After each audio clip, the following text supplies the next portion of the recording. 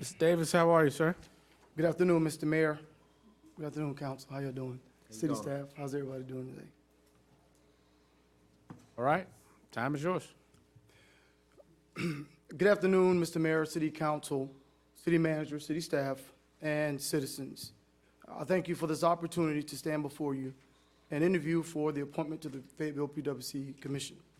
As many of you know, and for those who don't, I've had the honor of serving as the ex officio PWC Commissioner and City Council Liaison to PWC for nearly 3 years. During that time, I committed myself to not only learning about PWC, but I worked to become a value-added member of the commission. I did so by holding myself accountable to the same standards of every other commissioner.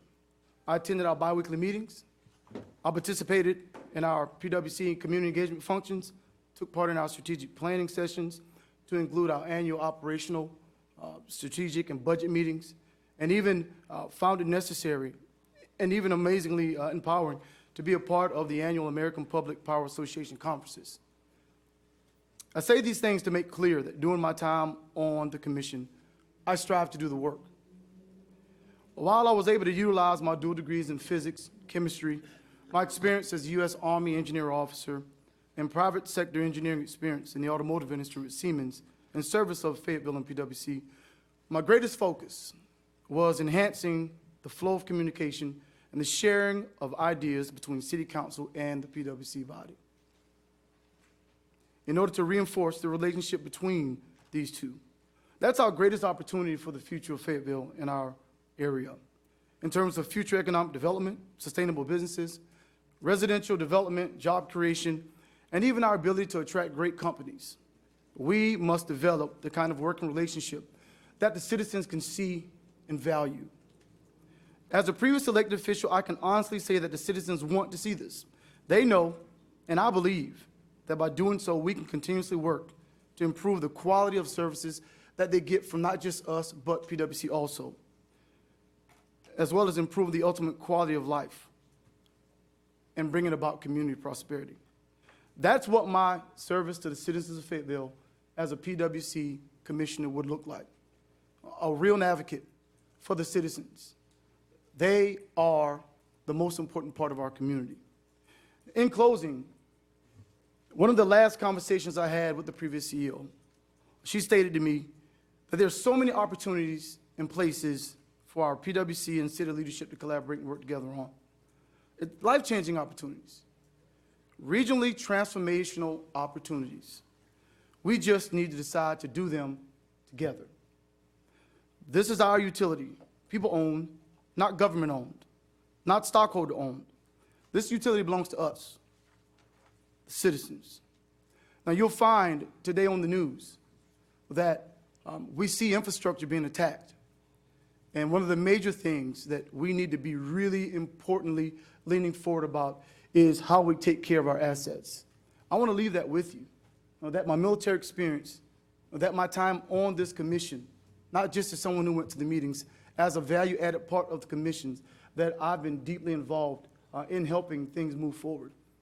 We need to make sure that the city council and the commissioners are on the same playing field so that when we talk and share ideas, that the citizens benefit from it. And that's what I'm committed to. The science is the science, the engineering is the engineering, but people is what we're about. Thank you. Thank you, Mr. Davis. What we'll do, Mr. Davis, at the conclusion of the interviews, we'll ask you to step out when the next applicant comes in, and then we'll get together as a council and get 3 questions that we'll probably ask each applicant. Yes, sir. So if you can just step right out, we'll call the next applicant, but stay close by. Thank you, sir. Madam Clerk, if there's a way to notify Mr. Gothard.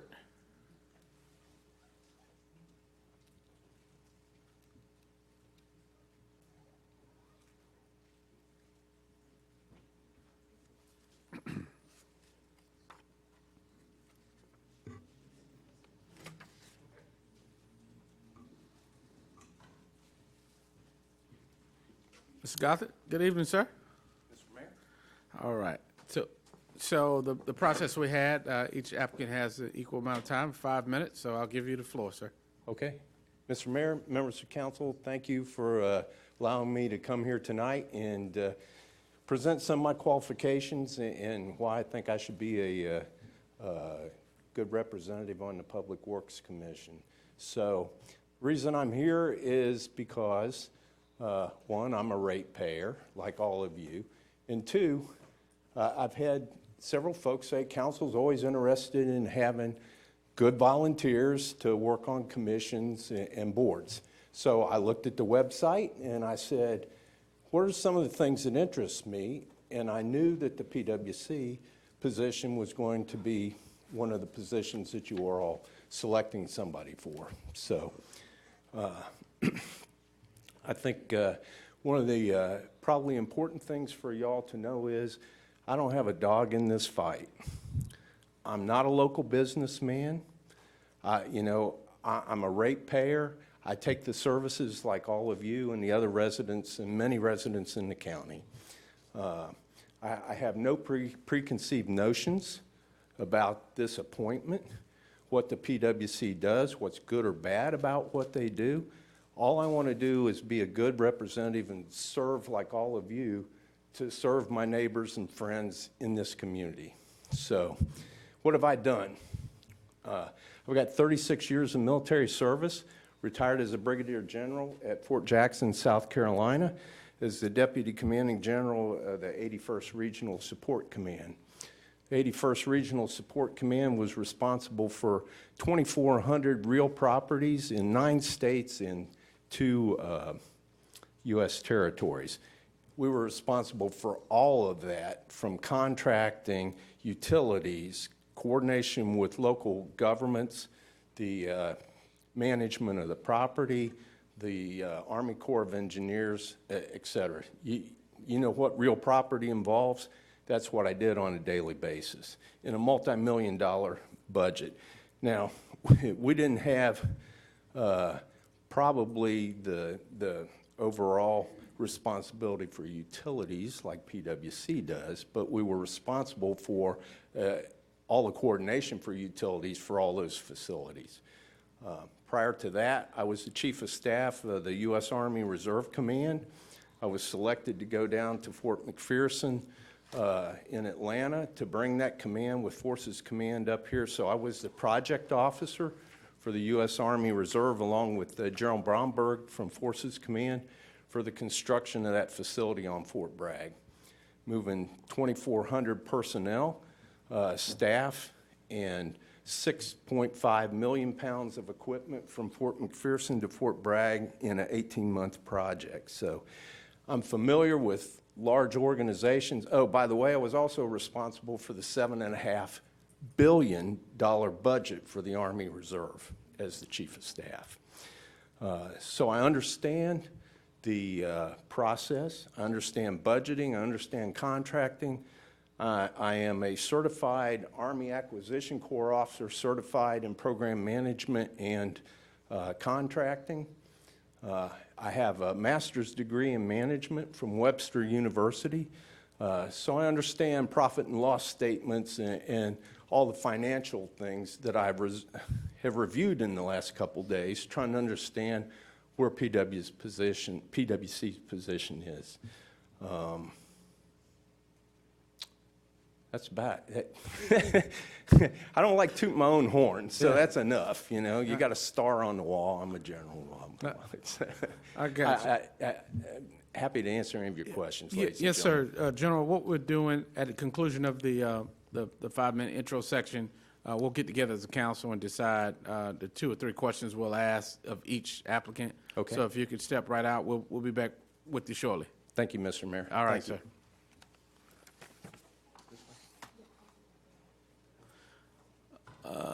Madam Clerk, if we could ask Joseph Hollischeck.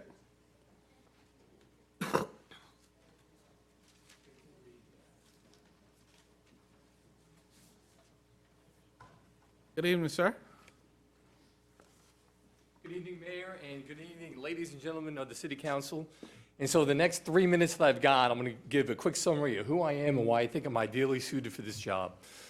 So first off, I'm a retired Army Corps of Engineers. Put in 23 years, started off as a combat engineer, ended up as a director of public works in Germany. And at the end, I came to Charlotte, where I worked for a small engineering firm. And then from there, I went to a large engineering firm that bid on outsourced DPW work for the Army and Air Force bases in the United States. After several years of that in 2007, and the economy started going south, I decided to take refuge with the federal government because I had 2 kids in college and wanted to keep on working. So I took my first Army civilian job working at Fort Jackson as a master planner. One thing led to another, did a good job, and I got promoted, went to Joint Base San Antonio, where I had several jobs of increasing responsibility and authority. Ended up being chief of engineering for MCOM Atlantic. So I had all the Army bases east of the Mississippi. I had 24 at the time, and I was the chief of public works. From there, the headquarters reorganized, and I came to Fort Bragg. And my portfolio changed, and I had the 11 Forces Command installations plus 3 Army testing evaluation installations, and then 3 Army Reserve installations. And as Chief of Public Works, what I do is build, operate, maintain, repair the real property in all these facilities. Utilities is a major part of that. Matter of fact, the better part of the budget is utilities. So when I saw this position where I had water, wastewater, and electric, that's pretty much what I do in my day job. And the same challenges that you've got in the PwC Commission are some of the same challenges I've got. Sustainment, modernization, and building out for the future. And so this is pretty much what I do in a daily job for my real property, in addition to the other construction-related things that I do. And so I think the challenges that the PwC has got, pretty much the challenges that I've got. And so for each of those things, we've come up with a strategy. And so my portfolio of 17 installations, we're doing pretty well. Fort Bragg is just one of them.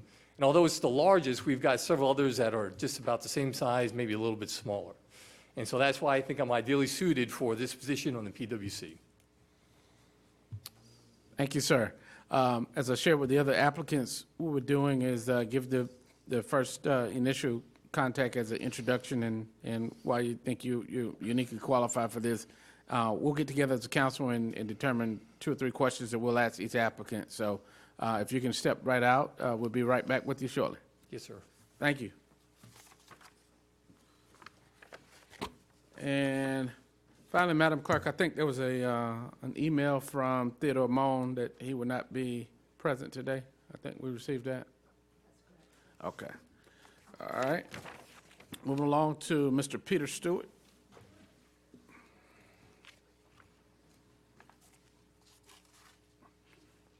Mr. Stewart, good evening, sir. Good evening. Floor is yours. So the floor is mine. Okay, well, thank you all for having me here. Of course, I'm Peter Stewart from Fayetteville, North Carolina, a lifelong native. I have to put on my reading glasses after that. I'm not a politician, but I've always given back to our community, and I'm proud to be a Fayetteville person, and whatever is best for our community is what I truly want. And that's why I worked for it on the Fayetteville Go campaign just recently.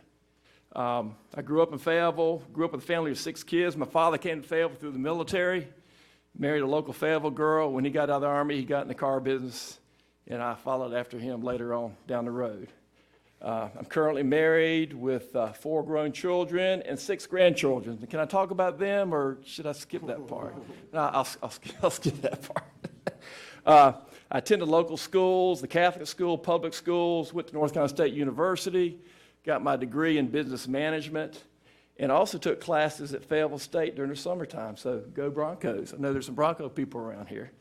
My business background basically is I was in the car business for 31 years, 10 years at marketing, and 30 plus years in commercial real estate. Of course, those aren't consecutive. I mean, well, you know, they're consecutive combined. I'm not that old. When I went to car business, my father said, and I've said this many times to other people, he said, take care of your customers, your employees, and your church and community. And that's what I've tried to do throughout my business career. I've always been involved in supporting our community to make Fayetteville a better place to live, work, and play. At the Fayetteville Chamber of Commerce, I chaired the Small Business Committee, Military Affairs, Finance, and I just recently co-chaired our successful Fayetteville Forward Committee campaign for $97 million. I spent a lot of time on that with Dr. Rodney McCrow from Fayetteville State, campaign meetings, community meetings, information meetings, and putting out 800-yard signs. And of course, when you put out 800-yard signs, you're supposed to take them down when it's all over. So I've been doing some of that too. 20 years ago, I co-chaired the road and school bond campaign, and Mr. Harris probably familiar with that. I don't know if anybody else here is old enough to remember that campaign. But Fayetteville won that campaign, and we got matching money that built a lot of the schools we did in the early 2000s. When Washington, D.C. wanted to change the name of All-American Freeway, I put a stop to that. I was the military affairs campaign chairman, the chairman that year. And Fort Bragg was very upset, but they couldn't say anything about it. And I got a hold of Jesse Helms and Senator Edwards, and we put a stop to that. They didn't even know what All-American stood for, which if you're from Fayetteville, you know what All-American stands for. Another thing I'm kind of proud of is we started the Athena Award in Fayetteville. And we did that about 30 years ago through the Chamber of Commerce. And the Athena is the award that recognizes Businesswoman of the Year. And we started that, funded it. It actually started through Oldsmobile, the dealership Oldsmobile Corporation started that award. I've been on the United Way. I've been a volunteer. I've been the campaign chairman. I've been the chairman of the board of the United Way. Fort Bragg community, I've been involved in Fort Bragg all my life. I'm proud to be an honorary member of the 82nd Airborne Division, and there are very few of us in Fayetteville that are part of that group, but I'm proud to be able to do that, support the military. I've coached children's t-ball, soccer, worked with the Boy Scouts and fundraising and other things at my church, Haymount United Methodist Church. I co-chair 2 multi-million-dollar building campaigns with Bill Hurley. Y'all remember Bill Hurley? We got the money raised, and we built the building behind Haymount United Methodist Church. I've served as a member and chair on trustees, finance, and pastor parish. I've been on the Salvation Army board for the last 20 years. I've been the chairman. I've worked on public relations, the thrift store, finance, and always line up their Christmas warehouse. One of the things I'm most proud of is I went to NC State, and General Hugh Shelton went to NC State. Some of y'all know who I'm talking about. And I visited General Shelton when his chairman and chief of staff said, "Can we honor you with a scholarship at NC State?" And he said, "Yes." And that turned into the Shelton Leadership Center, which is now raised over, we're now in our 20th year. We've raised over $5 million and given over 100 scholarships. Every year we do summer camps with teenagers. We do business annual meeting. And, of course, the scholarships. And we started that in Fayetteville, North Carolina. The first dinner was here in Fayetteville when we did that. Time? Yes, sir. Okay. Well, thank you, Mr. Stewart. So as I shared with the other applicants, we'll talk as a council a moment. We'll get 2 or 3 questions, and we'll ask each of you those 2 or 3 questions. So if you can give us just a moment. No problem. Thank you. All right. Thank you.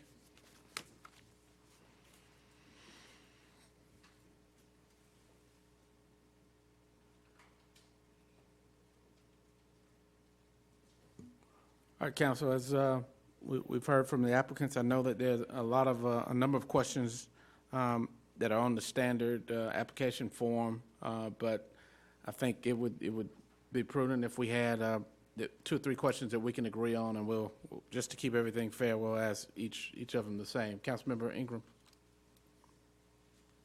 Thank you, Mr. Mayor. One of the questions that I had prepared to ask was, of the 7 strategic priorities within the 2022 Fayetteville Police Department, Fayetteville PWC strategic plan, which priority or priorities speak to you and your skill set most? Why and how do you see yourself moving them forward with other board commissioners?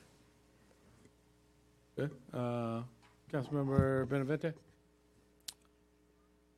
When I first got on council, a lot of the new members, as well as Councilmember Jensen, went and visited PWC and had a big sort of overview of the 3 different types of utilities that typically exist, and which one we are. And we're obviously the type that is managed by the city. I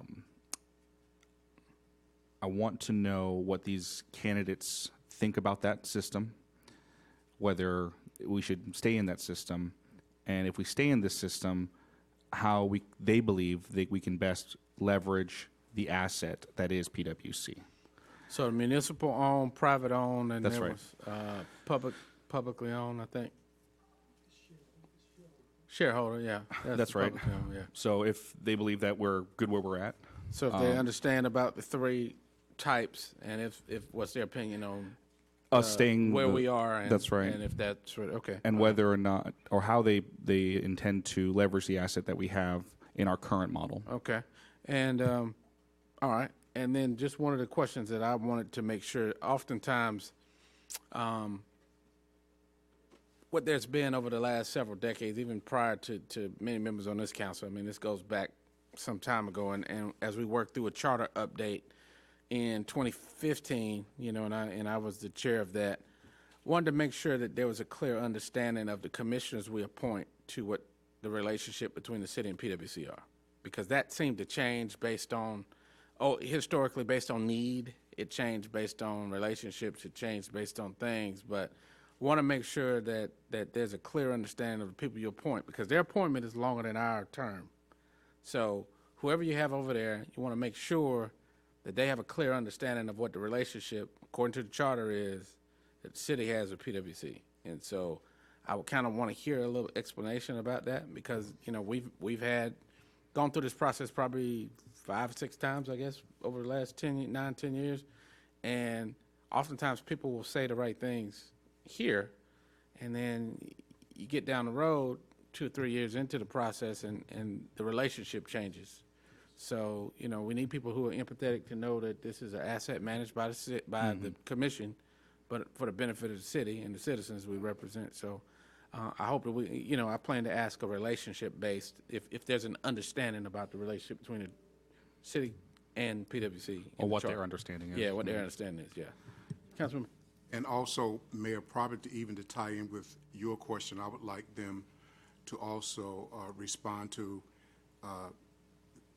having their continued financial support of installments with the city of Fayetteville, and with possible increases, having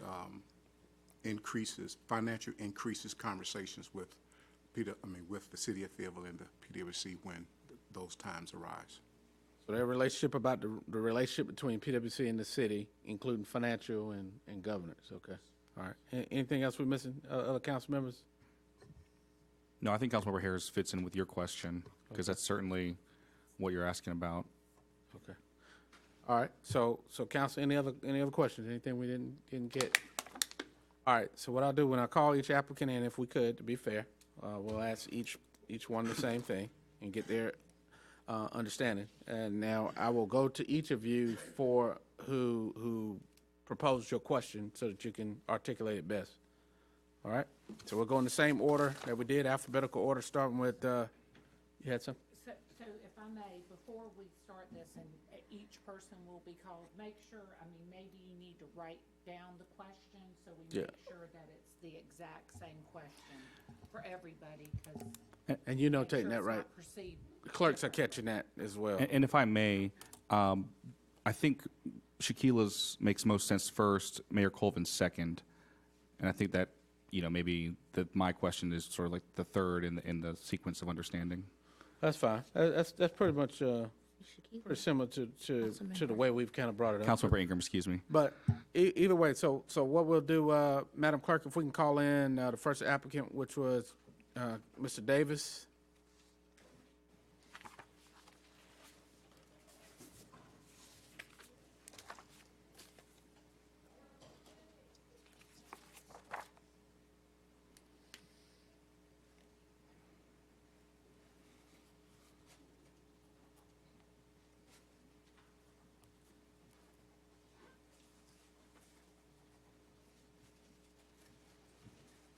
Mr. Davis, so the council has basically 3 areas that it would like to get your perspective. And so I will call on Councilmember Ingram for the first question. Yes, ma'am. Good evening, sir. Thank you for your introduction earlier. Of the 7 strategic priorities within the 2022 Fayetteville PwC strategic plan, which priority or priorities speak to you and your skill set most? Why and how do you see yourself moving them forward with other board commissioners? I think quality of life is extremely important. I think that is extremely important across any paradigm, whether you change words and you call it sustainable living, whatever the title is. This amenity, this asset that we have belongs to us. And so finding ways to empower it at its maximum to lift families' quality of living is supremely important. And if we're going to do that, then it's going to take not simply conversation, but it's going to take deliberate idea sharing. It's going to take, I think, strategic planning amongst the two leadership teams to make sure that that happens. And I think when you influence the quality of life, standard of living, sustainability-wise, that this area becomes a bustling, dynamic place of growth. Thank you, sir. Thank you. Going to so there was a question, Mr. Davis, about the relationship between the city and the Public Works Commission, as the charter defines it. Yes, sir. Times past, it hadn't really been clear, but your understanding of the relationship between the city of Fayetteville and the Public Works Commission, if you can explain that a little bit, and please include the financial relationship as well as governance. Yes, sir. So 2016, the charter that was approved in 2016 clearly says that the city of Fayetteville, the city council of Fayetteville, has the authority, the right, and the obligation to appoint commissioners, 4 commissioners. It then says that the mayor has the right to appoint from council an ex officio member of the commission. An ex officio member is a non-voting member, but in every other construct, they are a value-added part of the commission, meetings and everything else, which is where I sat for 3 years. And so within the charter, PWC commissioners are obligated by the term shall in several paragraphs. And that shall pertains to how they manage the day-to-day operations, manpower, hiring and firing, as well as short-term, mid-term, and long-term planning for the operation of PWC facilities and assets. As it pertains to the financial aspects, as you all know as council members, any expenditure over $500,000 comes before you. It comes to your docket. You decide as the owner, the representative of the city, the city owns PWC. You decide if it's valuable, if it should happen, or if there needs to be additional conversation about expenditures over $500,000. But legally, the commissioners have an authority and a responsibility to manage the day-to-day operation, which includes hiring and firing of CEOs, as well as infrastructure, as well as developing the man force and the workforce within that company. I will continue to say that, and beyond that, the annual disbursement we get, that is in, That's the question. right now, at about $12 million, and it's set based on the percentage of the net from the company. But beyond that, and I believe this is with all my heart, there's so many other areas and ways that we, as two leadership teams, can work to get things done in this city, in this community. And I've never seen it happen because I don't think we've had real conversations about it. I think you've got to get commissioners in office who understand that even beyond the $12 million, as Ms. Elena Ball, who's no longer here, said, there are plenty of other ways that we can financially support this city. We've got to be willing to do it, and we've got to be willing to do it together. Specifically, I was at PwC a little while back, and one of the engineers said, Councilman Davis, are you aware that there are a bunch of grants that municipalities can apply for if they have a municipality-owned utility? I said I was not aware of that. Tens of millions of dollars are out there. But the municipality has to step forward with the information and the partnership of the utility to bring it to the authority in order to get the money dispersed. And so that's just one way that I believe we must work closer together in order to do what's right for the citizens. Now, that means that we have to honor each other's bylaws, honor each other's charter, honor the limitations, the NDAs, the closed sessions, those things are off limits. But top-tier strategic planning, big-ticket items that we need each other's help on, that's important. And you have to look no further than what we see going on right now. Our PwC may be, God forbid, in the crosshairs of some domestic terrorist who shoots up one of our substations. And so now they're going to need us to work with them to make sure that they're not a soft target. They're going to need city council to do that. So we close the gaps, and we make sure that we are one team And that means we respect each other's boundaries, but that in every way possible, we work together for the citizens. They want this. Thank you, sir. Thank you, sir. And finally, I'll go to Councilmember Benavente. Thank you, Mayor Colvin. Mr. Davis, as you know, utilities such as ours and elsewhere follow three different models. There's private investor-owned, like Duke Energy. In more rural communities are cooperative models, whereas we are a publicly controlled utility. With that in mind, do you believe that our current model is the best way to manage and leverage PwC as an asset? And how do you hope to leverage this asset to benefit the community? Thank you, Councilman. PwC is owned by the citizens. They aren't stockholders.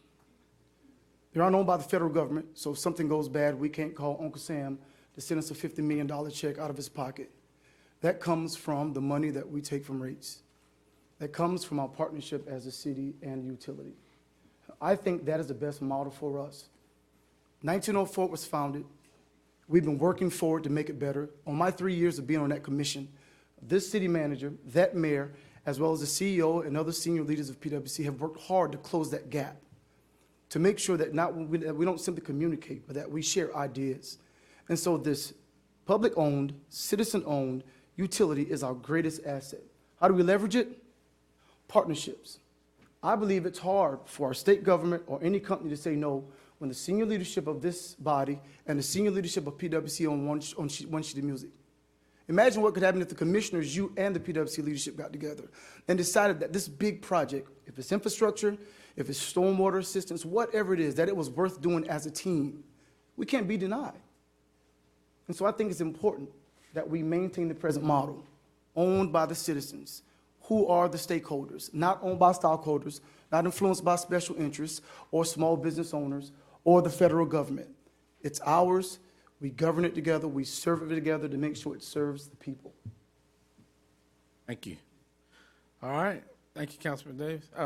Mr. Davis, former councilman. All right. We'll move forward to Mr. Thank you all. Yes, sir. And thank you. Halachek, Mr. Halachek, Joseph. G before H. I'm sorry. Got my alphabet wrong. Gothard. Thank you.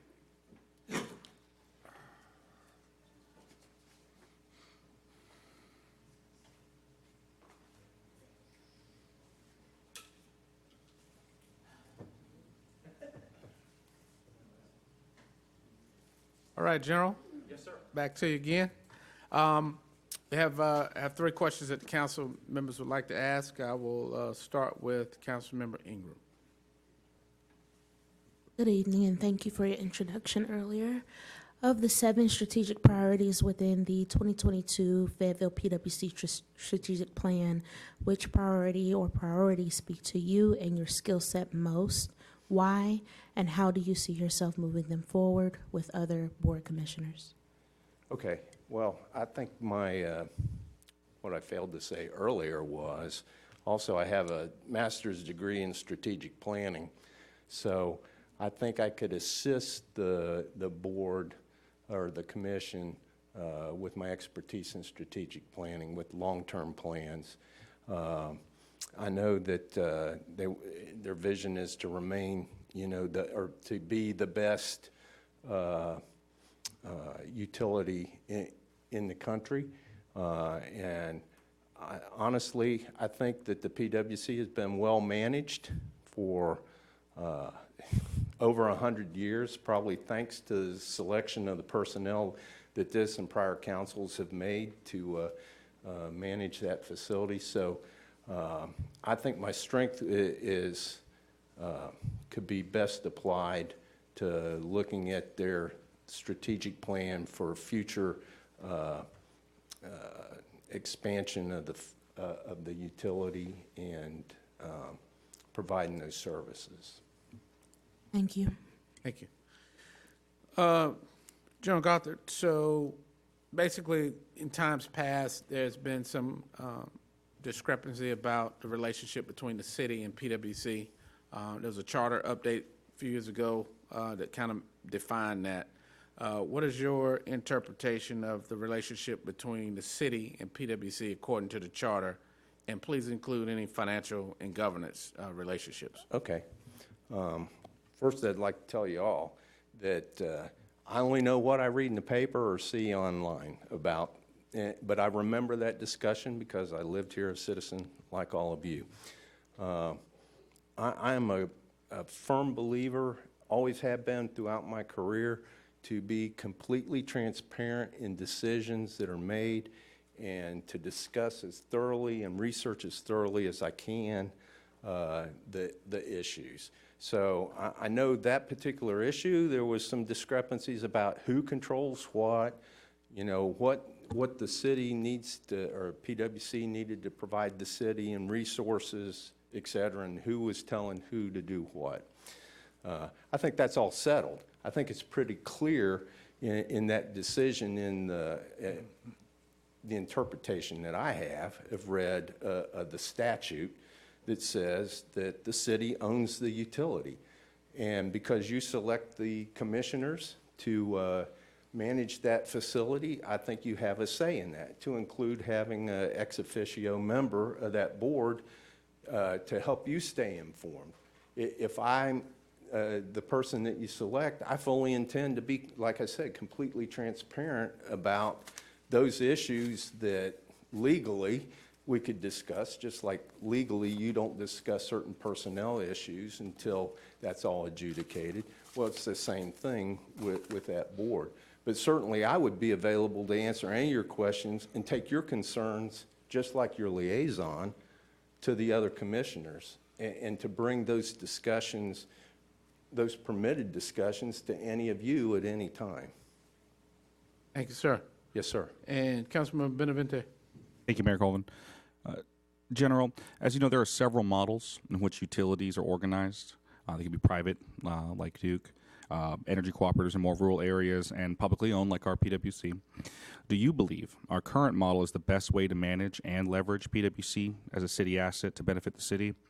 And how do you hope to leverage this asset to further benefit the community?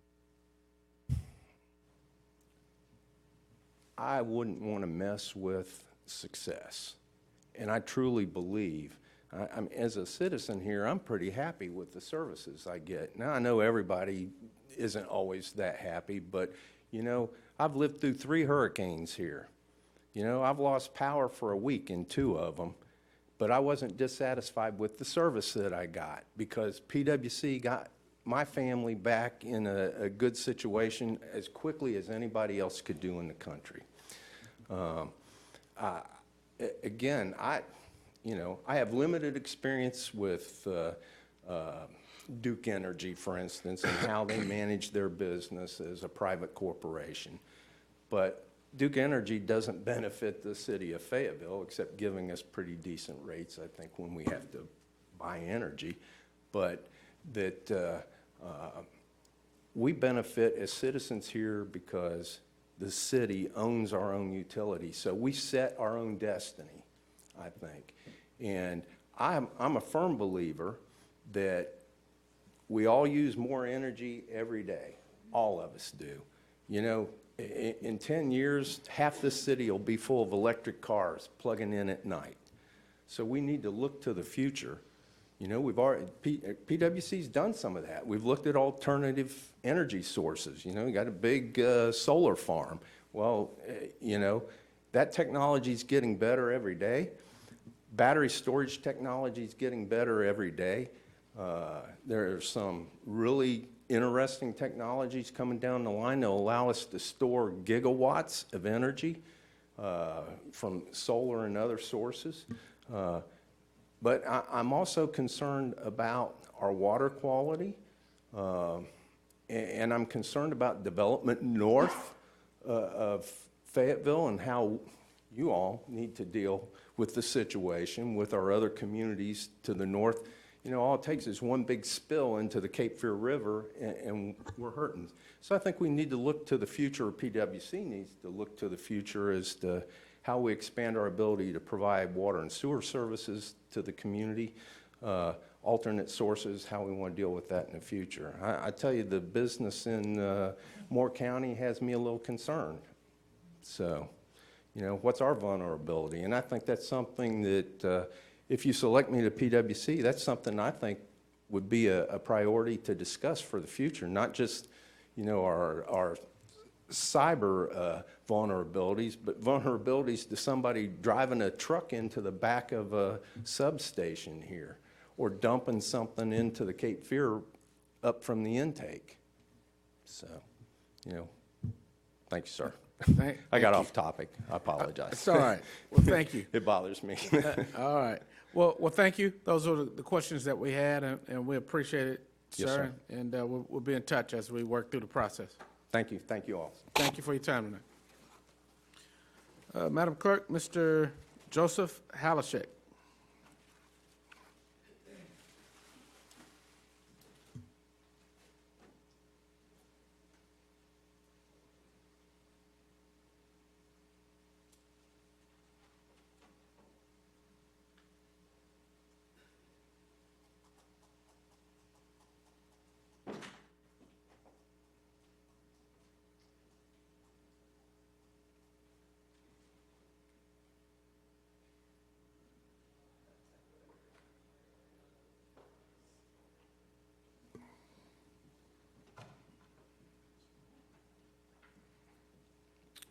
Mr. Halashek.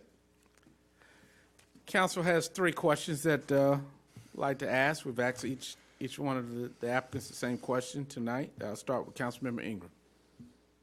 Good evening, and thank you for your introduction earlier.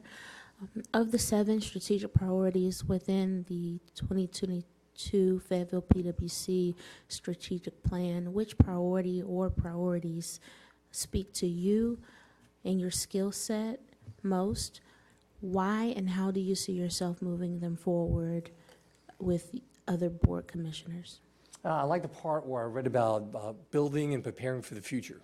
And so that part is something that we do at all of our Army bases. So the Army is growing in some ways where the old facilities can't handle the new units that are coming in.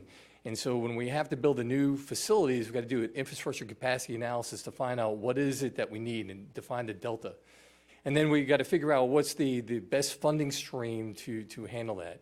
And so I think with my background, not knowing what the current plans are for the future with respect to the infrastructure, that would be something that I would look into. Water, wastewater, and electricity are the limiters on Army bases for growth. And I would assume it's the same for the PwC as you try and build out for the future. Got to figure out what it is you need, what you got, what the difference is, and how to figure out how to get from here to there. Thank you, and thank you for reading the strategic plan. Thank you, sir.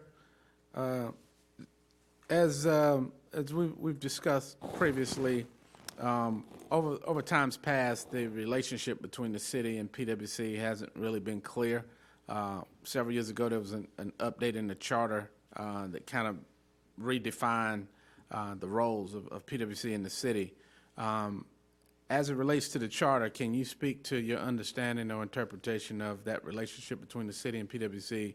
Please include any financial and governance in your answer. So I downloaded the minutes for the last couple of meetings, and then when I got to the budget, I looked at it and I had a lot of questions. And so I think if the city and the PwC can agree on the budget and the line items on what the money's for and how the number was developed, that would be a great understanding, because with that, you'd have a common vision on where the money's going to go. And that becomes the sticking point with me and all my installations, where I give them a certain amount of money and they got to come back to me and tell me how they're going to spend it. And if we come to an understanding, everything works out well for that year. So when they've got a problem, they come back and they say, I did everything you told me to do, I need more money. Or in some cases, they give some money back, which doesn't happen very often. So I'd say the budget is the first thing, that if there's an agreement between the city and the PwC, that's a great starting point. Okay, thank you. And Councilmember Benavente. Thank you, Mayor Colvin. Mr. Halstek, as you know, there are several models in which utilities are organized. Private, like in the case of Duke Energy, energy cooperatives in more rural areas, and of course, our publicly owned PwC. Do you believe our current model is the best way to manage and leverage PwC as a city asset to benefit the city? And how do you hope to leverage this asset to benefit the community? Great question. So for our Army installations, we've got three things that are important to us. We've got resiliency, we've got efficiency, and affordability. And so when it comes to resiliency, having our own power generation on the installation is very important. Trying to get to where we've got 14 days of energy security for all of our critical facilities. When I looked at the overview of PwC, I saw that there was a Butler Warner. It generates 268 megawatts. And I thought, this is a great facility to be able to provide for the critical facilities in Fayetteville and Cumberland County. So that part needs to stay, because that's what I'm trying to do at all my Army bases, have some self-generation. And so right now I'm looking at solar, geothermal, and even wind on a couple bases. And so we're trying to generate our own for that resiliency. Well, you already got it. So that Butler Warner, I'm getting the name confused, 268 megawatts, that number, remember. That's key. And so that part needs to stay. And when it comes to working with the local utility providers, we work with Duke at Fort Bragg, never had a problem. We've got many agreements with them, and it works out well. So I'm good with those two right there. I'm good with. And the other one, I don't really have a lot of experience with. Thank you. Thank you, sir. Well, we appreciate you tonight. Appreciate your time and your insight, and we'll be in touch with you. Yes, sir. Thank you for your time. All right. Thank you. All right, Madam Clerk, Mr. Peter Stewart.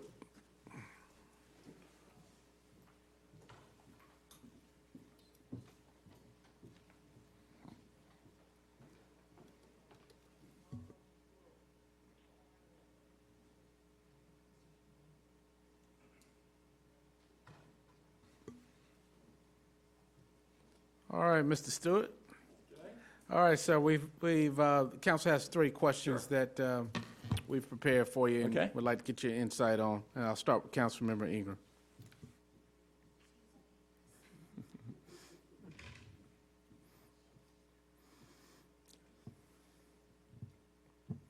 Good evening, and thank you for your introduction earlier. Of the 7 strategic priorities within 2022 Fayetteville PwC strategic plan, which priority or priorities speak to you most and your skill set? Why and how do you see yourself moving them forward with other board commissioners? Okay. As far as your strategic planning, I'm assuming, because I don't have it memorized, I'm assuming the number one has to be customer service, taking care of your employees, and taking care of the community, the same ones I had when I grew up. If you're running a business, you got to take care of your customers, and then probably strategic planning is the best services that they provide: water, electric, sewer, those things that they do. But I do not have the 7 strategic plans memorized, but I'd say customer service would be number one. And within customer service, you have time frames. So how quickly do you take care of a situation that happens? Their response time. Do they get it done right the first time? Things like that. And I know we are a low-cost provider, so I'm sure staying a low-cost provider should be one of the strategic plans to continue being a low-cost provider. I know we buy power and then we generate power in emergencies. So I know they do that. And what's the rest of your question? Why does that, whatever strategic priority speak to you? Well, and how did you see yourself moving that forward Okay, with? well, customer service is always number one in my mind. So I would say the things related to customer service would be the number one strategic priority that I would hope they would emphasize doing. Here again, doing it efficiently and the way they buy power and do the things they do, all make, build into that customer service. Thank you. Thank you. Thank you, Mr. Stewart. Mr. Stewart, as you know, you're a Fayetteville resident. The relationship between the city and PwC has somewhat been, roles have not really been clear. Several years ago, the charter was updated, which governed both bodies. To give a little bit more clarity to that, can you give your understanding of the relationship between PwC and the city as it relates to the charter? And please include any financial governance as part of that explanation. Okay, well, the city of Fayetteville owns PwC. but PWC is independent, so the city of Fayetteville can't dictate what PWC, their board is independent, but it's still owned by the city. So it's an independent entity within the city of Fayetteville. But they are supposed to give, because Fayetteville owns PWC, they're supposed to give back to us and financially support the city and do things that are in the city's best needs and good. The governance part of that question was, did I kind of answer what you wanted me to say? I think I mean, I would see myself, if I was selected, to represent you guys, your needs and wants and desires for the best of the city of Fayetteville within the governance that exists. Okay. So if there are issues that pop up that the city is very strongly encouraging and wants to get it done, I'll work in those directions. Okay. Thank you, sir. And last question, Councilmember Benavente. Thank you, Mayor Colvin. Mr. Stewart, as you know, there are several models in which utilities are organized. Private ones like Duke Energy, energy cooperatives in more rural areas, and of course our publicly owned PWC. Do you believe that our current model is the best way to manage and leverage PWC as a city asset? And how do you hope to leverage this asset to benefit the community? Well, yes, I think it's the way it's set up now is a good system. But here again, I didn't set it up, so I don't know. But I do feel like PWC should give back to the city of Fayetteville. It's an asset of the city of Fayetteville, so there should be give back from PWC, and then you have to balance that with our growing community and the utility bills. I mean, it's a, if we say get the price, the average of what the state is, which is 500 something versus Fayetteville's 400 something figure, well, then we want that money. But do we really want to do that to the community of Fayetteville, or would we rather have the lowest rates with some give back to the city of Fayetteville? And that is a strategic plan that's in the politician's hand, not my hand. But I would represent what the board's desires were in those directions. Thank you. Thank you, Mr. Stewart. We appreciate you Okay. tonight. Council will move this to the next step, and we'll be in touch. So I can go home. Yes, sir. Okay. Yes, sir. Y'all have a nice evening. All Thank you. right, thank you.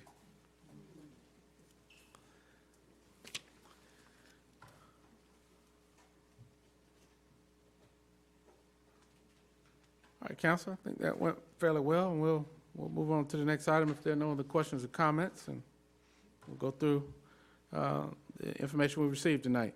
Moving to item 4.02, solid waste ordinance amendments. Is this a Steeler fan getting ready to do this presentation? Oh, my goodness.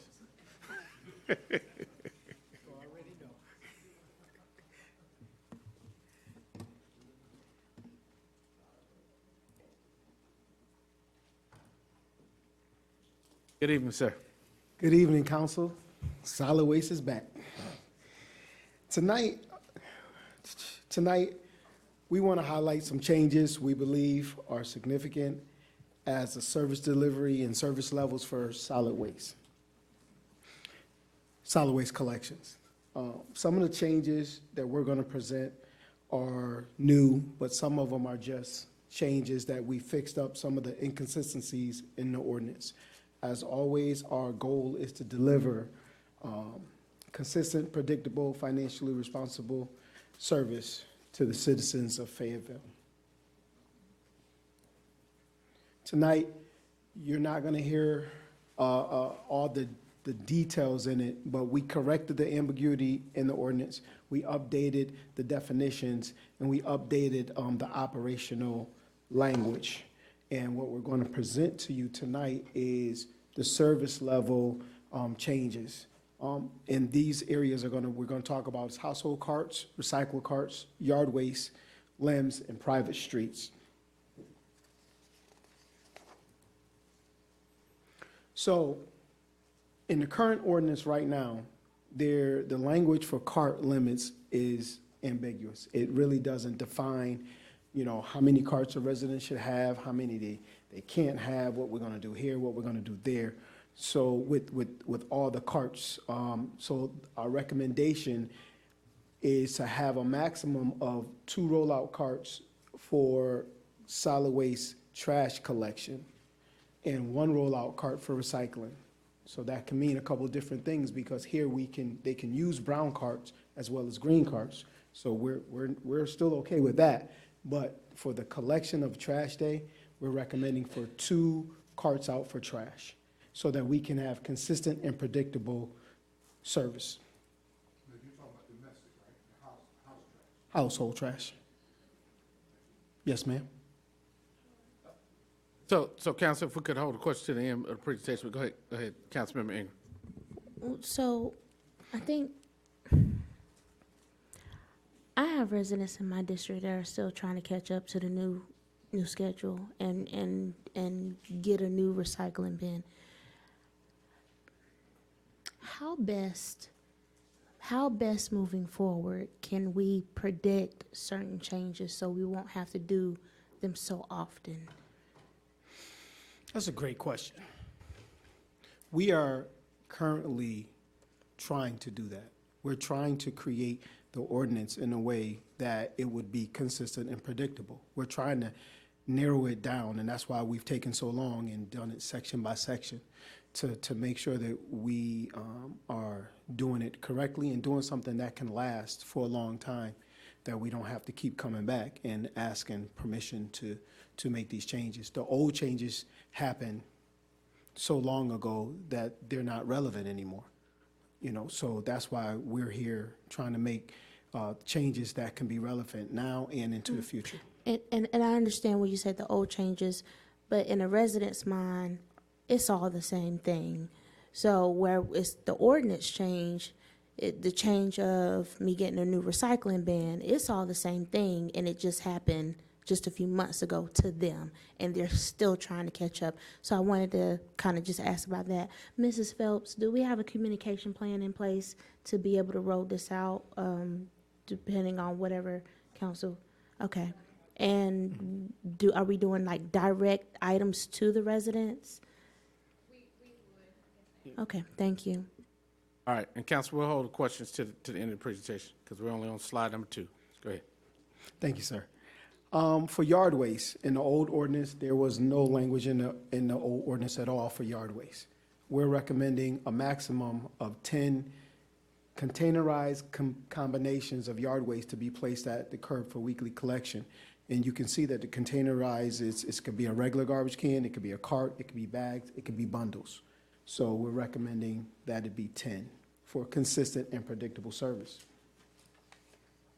For recycling, there was nothing in the old ordinance about recycling. So in the new ordinance, we're recommending 1 96-gallon rollout cart for that. The normal rules and regulations for recycling: place clean and dry recyclables into the cart. We take cardboard.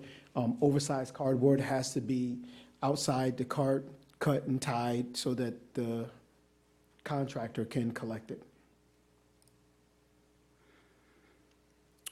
For large limbs. Now, large limbs is an area that we spent a lot of time on, because large limbs in the old ordinance was all over the place. You couldn't figure out where it started and where it stopped. It was in the yard waste section, it was in the bulky section, then it had another subsection. So in the old ordinance, it was 20 cubic yards. So what we recommend is, number one, we gave it its own section. And we renamed it large limbs because, as you know, when residents call, they say, my yard waste didn't get collected. And we have to go investigate it because we don't know what that means. We have to go figure out, are they talking about yard waste? Or are they talking about large limbs? So we're trying to change not only the ordinance, but how we describe things so that we can be more consistent in what we have to do when we have to go pick it up. So we're recommending that it be large limbs, and the large limbs no longer than 5 feet and greater than 6 inches is already in the current ordinance, but we're recommending that we bring that down from 20 cubic yards to 10 cubic yards.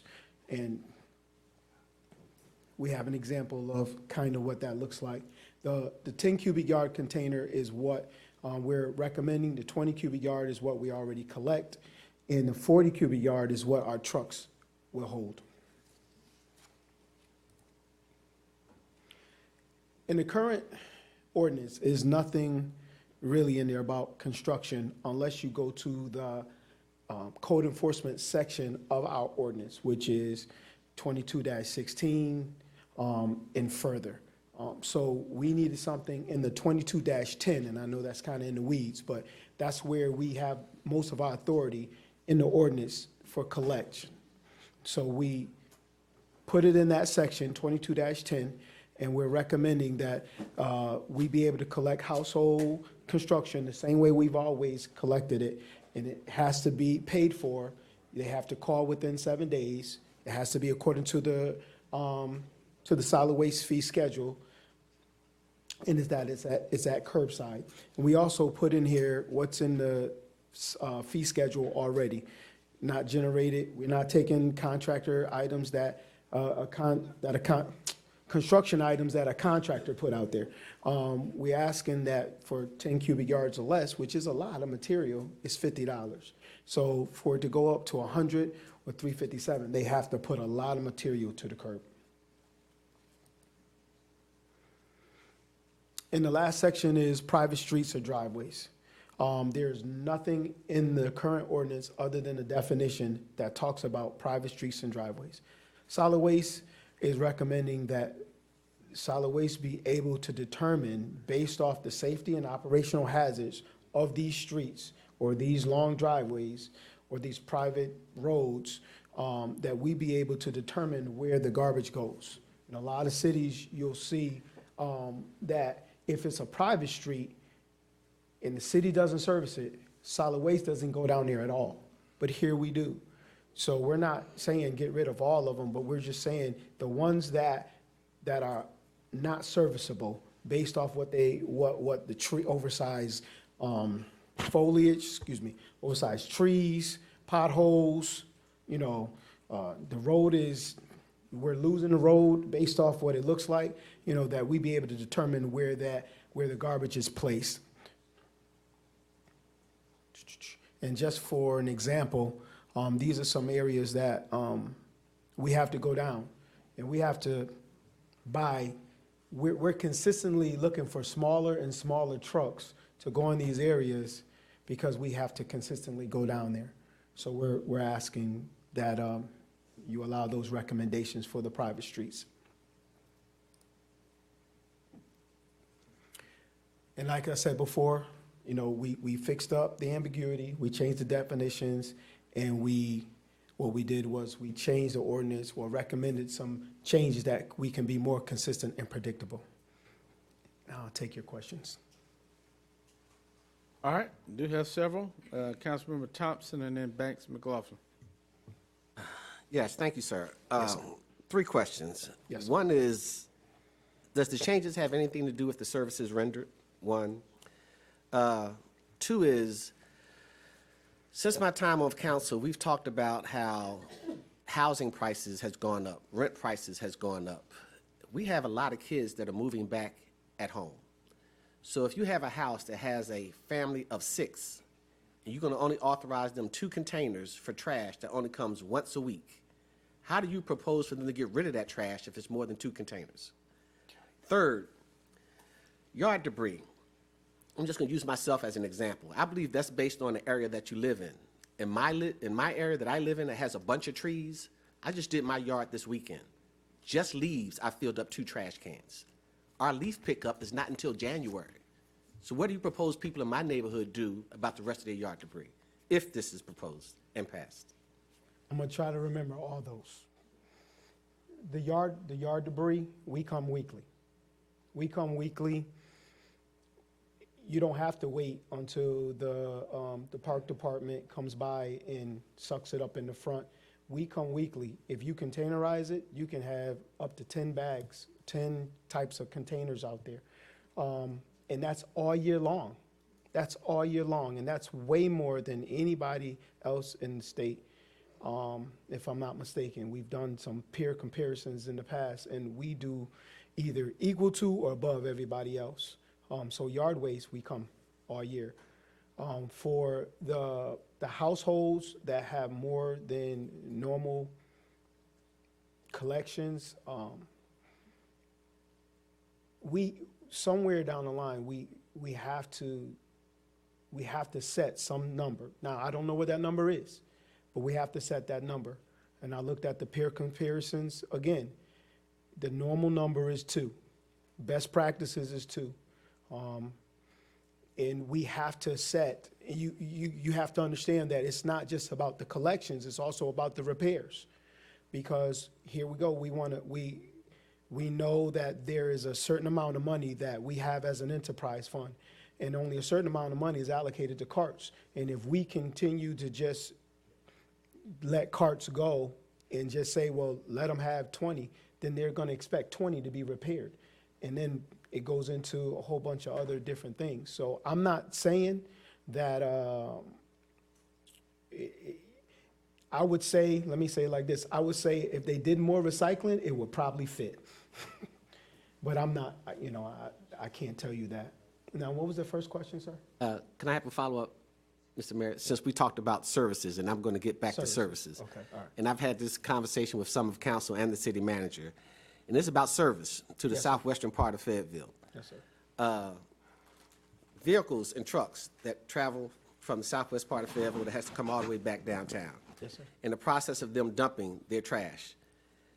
I understand there's a weight process. I understand there's a scale process. Is that hindering the service to the southwestern part of Fayetteville? It depends on the weather. It depends on, just for a perfect example, we had a situation at the Wilkes Road landfill for brush. There was a brush fire there, which shut it down, so we had to adjust. So it always depends on what's going on. When there's normal operations and it's not a small hurricane or a small storm that messes up operations, it normally just flows. We have looked into, and we've asked the Wilkes Road facility, would there be a way that we can have an additional scale, or there's a different way we can come in and do, we're researching all of those different options. But as of right now, it doesn't happen all the time. Right now there's no wait. There's no wait. And thanks to Michael Gibson, and we have, whenever there's going to be something like that, we can dump it at another location, and then we can go back and get it. We just got to get it quickly. Yes, sir. Thank you, Councilmember Thompson. Councilmember Banks McLaughlin. Thank you, Mayor. I had a similar question, having a large family.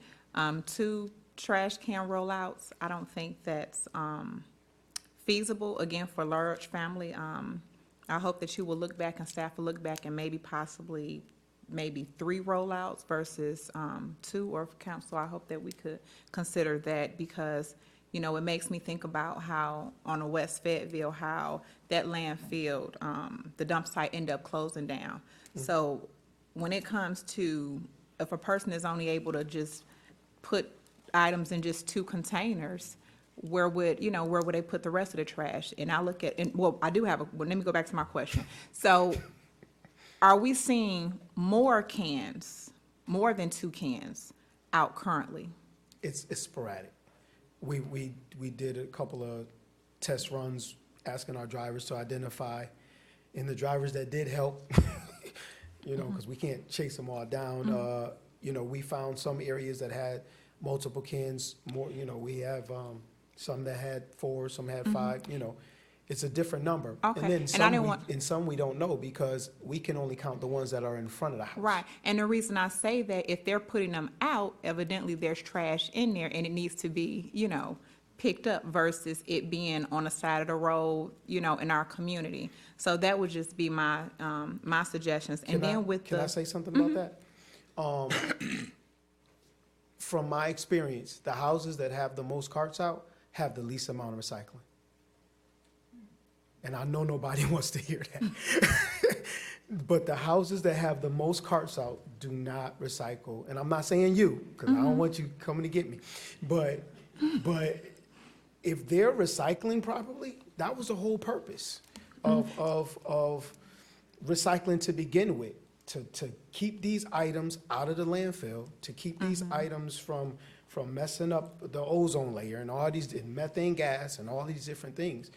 And if we can get our residents to recycle more, you would see less need for these garbage. Now that I totally, absolutely agree with that, because I recycle and it does make a difference, because you'll see more recycling versus trash, because the food is going, Yes, you ma'am. know, and those items. But one other question, if that's something, oh, go ahead. Could I say something just real quick? We spent an overwhelming amount of time doing data collection to understand what the citizens were putting out. We sent drivers over a span of maybe 6 weeks to collect, to understand 2 cans, 3 cans, 4 cans. I don't know if you cut it off at 4. It was 4 or more cans. We arrived at 2 cans after receiving that data, and overwhelmingly, citizens of Fayetteville put 2 cans. That's where we landed, and we can certainly come back to you and present that data to you at another session. Okay, thank you. I'll definitely appreciate that, and that makes it a little bit better hearing that information. I'm sorry, I didn't articulate that right. We didn't just come up with the number. No, We definitely did the data. No, but that was just good for viewers to hear that and to, have a better understanding. But when we talk about recycling, I would like to see, if you're proposing the 2 cans, we do need to put some literature out there letting people know, look, we're moving for only, it's changing from only 2 cans, and in hopes that the city will do better with recycling. Yes, ma'am. Once we get consensus from council, that's when we'll go into education and making sure the residents understand, moving forward at a certain date, these are going to be the limits. But you'll have this between A and B time to get used to it. We'll maybe tag some carts, said, hey, we picked it up this time, but next time, understand this is what's going on. So we have all that once we get the okay from the council. Okay, I had one more question, and I'll make it quick because I know we have a lot going on. When it comes to the fees, because I've had people reach out to me and say, well, we've set items out in our front yard. It took a while to get picked up, but they've noticed that other people will drive by and add to their trash. If they see a pile, they'll toss it out. So are you seeing a lot of that, or? Not a lot. Okay. Every now and then it'll happen. But the system that we're on right now, unless there's a storm and we have to change the service system where we have to go straight picking up limbs for a while, that's the only time that there's really stuff out there longer than that every other week process that we've been doing. We've been pretty consistent. I'm not going to say we didn't have a miss here and there, but we've been pretty consistent with that collection. Mm-hmm. And I'll just say this, you've been doing a great job. We could see the difference from when you first arrived here. And any other questions, I'll just shoot you an email. Thank you. Yes, thank you, ma'am. Thank you. Councilmember Hare. Thank you, Mayor. Mr. Edwards, I do appreciate you coming this evening and kind of giving us an update and some recommendations. It's always going to be changing. So I don't think we ever going to ever get there, because we're going to always be changing, moving from 1 to 2 rollout carts for domestic household trash. That is your recommendation for now. That's not what's presently on. No, that's our recommendation. Right. There's nothing in the current ordinance that specifically says it. It's weird Okay, I'm language. with you. I'm with you. Because the reason I say that is because when one of the times when you did a presentation, you stated, well, we are a city that will just pick the carts up. And we know that because it has happened over the past. It could be 4 or 5 carts. But now we're trying to get to the point to expedite and move things along a little faster.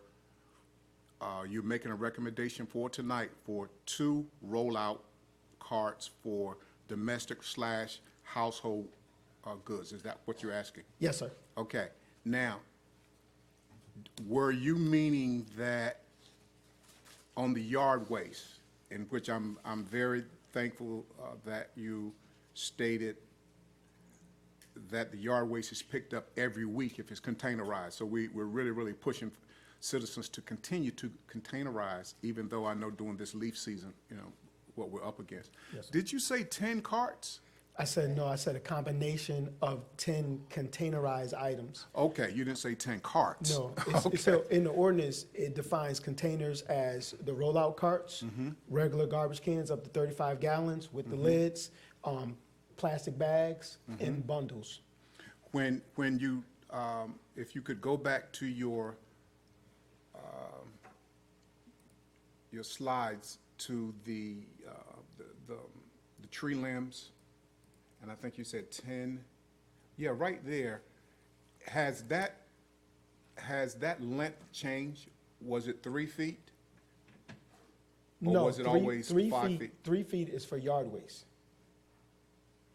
5 feet has always been for large limbs. 3 feet has been in the current ordinance for yard waste. Okay, I understand. I got you. And it is left up to us to make sure that we make residents understand that if you have a contractor that comes and cuts down trees in your yard, that there's a fee for it, and really it is the contractor's responsibility to make sure that that debris is removed. Yes. Okay. We see a lot of residents who call in and say yeah, the I see it quite contractor often. said, call us. Yeah. Yeah, okay. Thank you, Mayor. All right. Thank you. Councilmember Jensen. Thank you, Mr. Mayor, and thank you for your presentation. I'm going to be real short, and I've got 3 things.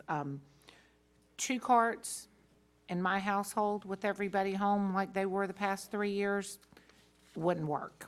And I think, but I understand exactly what you're saying about the recycling and having the 2 carts. But I think that maybe we need to look at, and if you go, you have the certain number of people that are in your house. If you have 7 people in your house, 2 carts is not going to get it.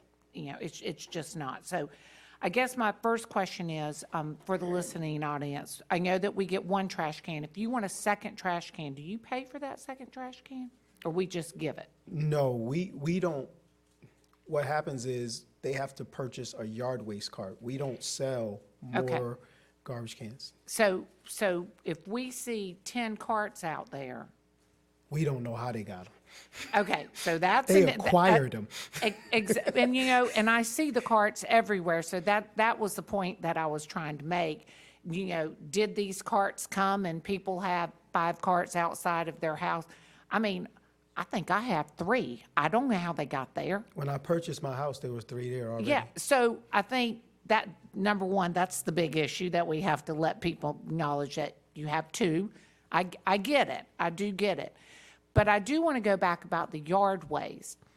I think it's interesting how we don't charge for the regular trash, but we're charging for the yard waste. And the yard waste, so, I'm sorry, I'm backtracking. I think everybody on this diocese realizes how important yards are after MetroNet came through their neighborhood. I never realized how my husband doesn't do yard work. He does not like yard work. I never realized how many people love their yards, and that putting your yard first, I think that's a bigger problem, because they put their yard waste in the container that is your trash a lot of times. Because if it's the right way, you can put your yard waste in your blue, what color are those cans? Not the blue. The green green- can. the green and the browns. You can put it in the Yes. green and the brown can. So I think that we need to relook at the yard waste thing too. And I always say, if you can rake it, you can bag it. But a lot of people I've learned cannot bag it. If you're older out there, it's easier to put it in the container. So that's just one thought. Private streets. So in my neighborhood, I have a little neighborhood within a neighborhood. There's like 13 houses. The trash truck cannot get down there. And when they do, of course, you know what happens. They tear up the road, or the road's tore, you know, and it's a fight of who did what, the chicken before the egg. Did the truck mess up the road, or was the road not really put in? I get it. So the question is, you would say, okay, we need to put those trash cans on the outside of where their community is. They're going to have to roll it out there. Get that. That solves everything. They don't mess up the road. But they're senior citizens. And we have the part where we go behind the house and we pick up. So what do we do in that situation? Unfortunately, it's not an uncommon situation. Right. I've seen residents put garbage bags on cars and bring them to the But curb. when you have a community that are in their 80s, 70s, 80s, they're not even, some of them are not even driving. And I think when we say that about, now, the one in the, that I saw it was like in a forest. I mean, yeah, I get that one. I really get that one. But especially, and I'm sure it's out west, you have a lot of private streets too. And, neighborhoods within neighborhoods. So I think that's something, before we make this rule, that we have to understand we do have a population that cannot wheel the trash cans out to where we are saying. And I kind of like the idea that maybe we need to look at smaller trucks for neighborhoods like this. But remember, smaller trucks cost money. Everything costs money. Yes, ma'am. Thank you. Yes, ma'am. All right, thank you. Councilmember Hondros.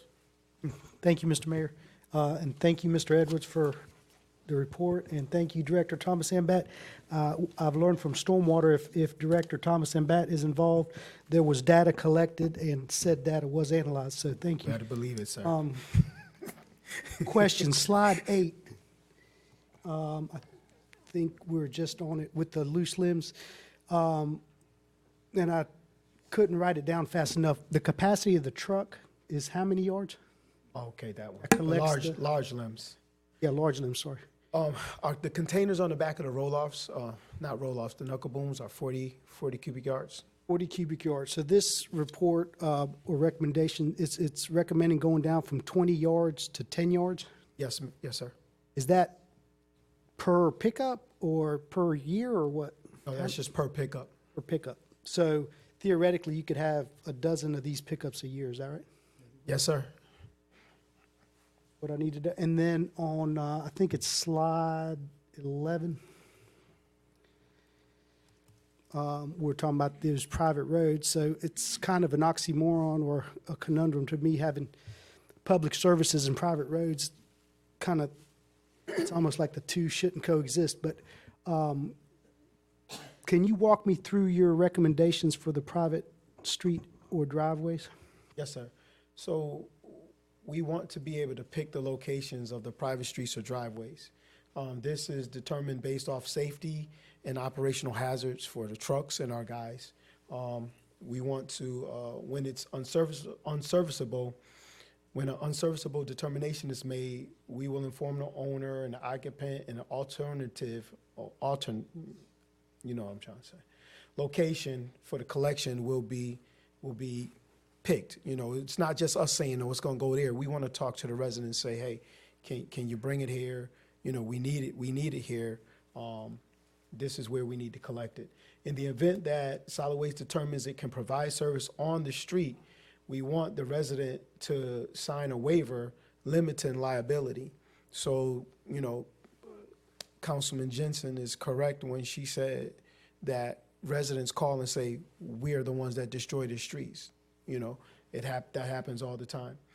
Failure to comply with this designated set out locations can result in fines and penalties because it becomes non-compliant. It means you're not doing what we need you to do. Now it's not just a safety and a health issue for the trucks and my guys. Now it's a safety and a health issue from garbage just piling up wherever they live. Just one other thing for my colleagues to consider. You know, there was discussion about the number of containers. You know, every resident or residence pays the same solid waste fee. So if one resident is using one container and the other one has 10 containers, you know, that creates an inequity. So I think coming up with a number, whatever that number is, if it's 2, you know, and I feel kind of gypped because I only have one trash container and one recycle container. So I kind of looking for my second one. But You moved to the With wrong that- house, sir. With that, I'm prepared to make a motion of consensus to accept the recommendation on the proposed ordinance and revisions for operation. All right, so I did have, I have some comments, and then we'll circle back to if that was it for council. So, great presentation, Mr. Evans. I do have some monetary questions, some budgetary questions. So, yard waste. I was talking to the manager about loose leaf pickup. You know, I get a lot of emails and inquiries about when are the cities going to pick up our leaves, and then there was some response back to, you know, they wouldn't get to this zip code till February.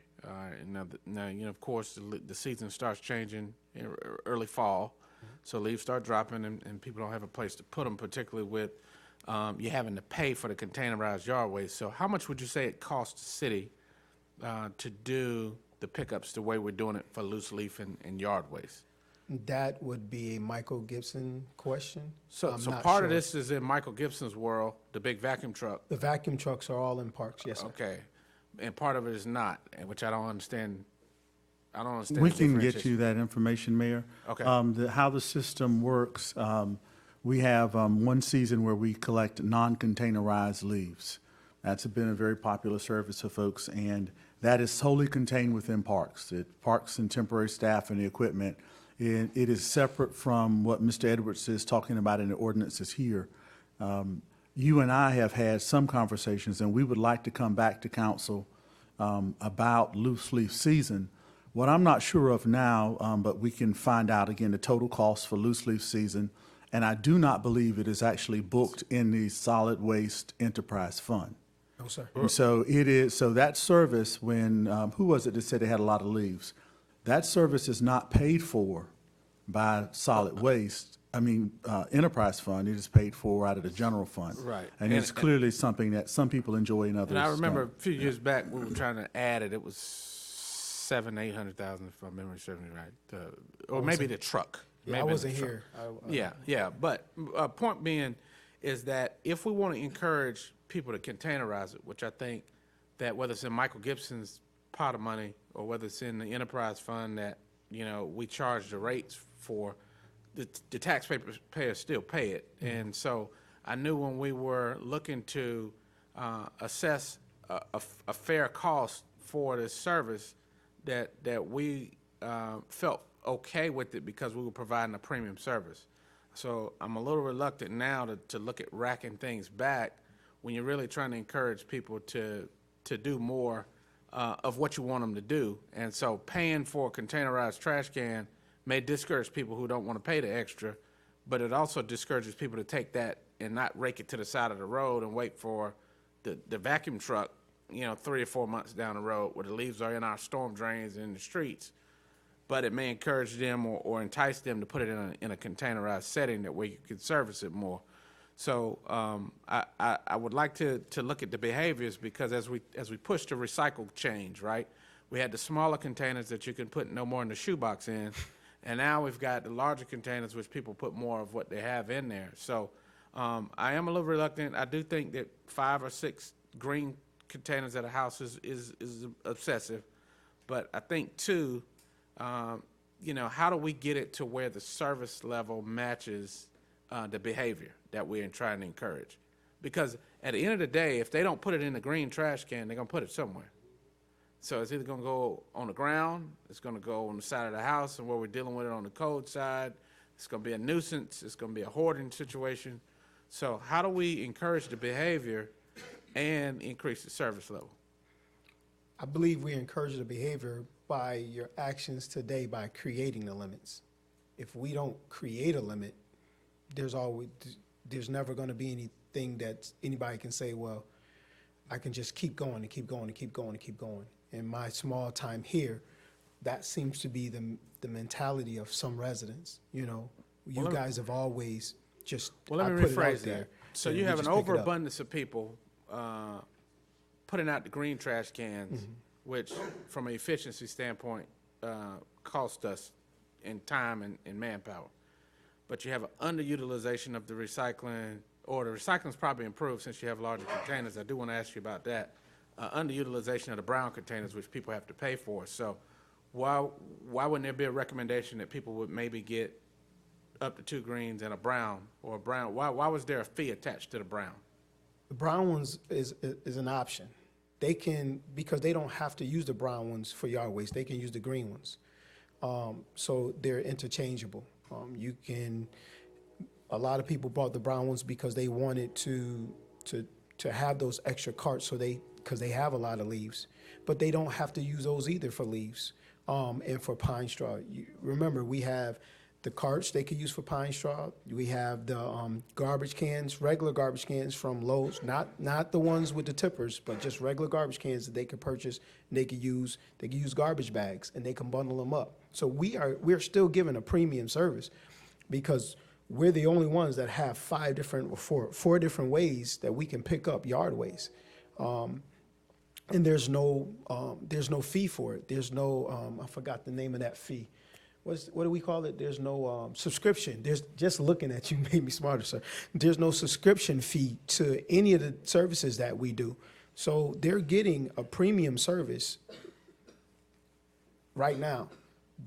So does it complicate things if I put my yard waste on top of my household trash when it comes to what you dump at the landfill? Yes. Yes. Okay. So, all right. So if that's the case, Thank you. How many people do you think are getting extra green because they got to pay for a brown?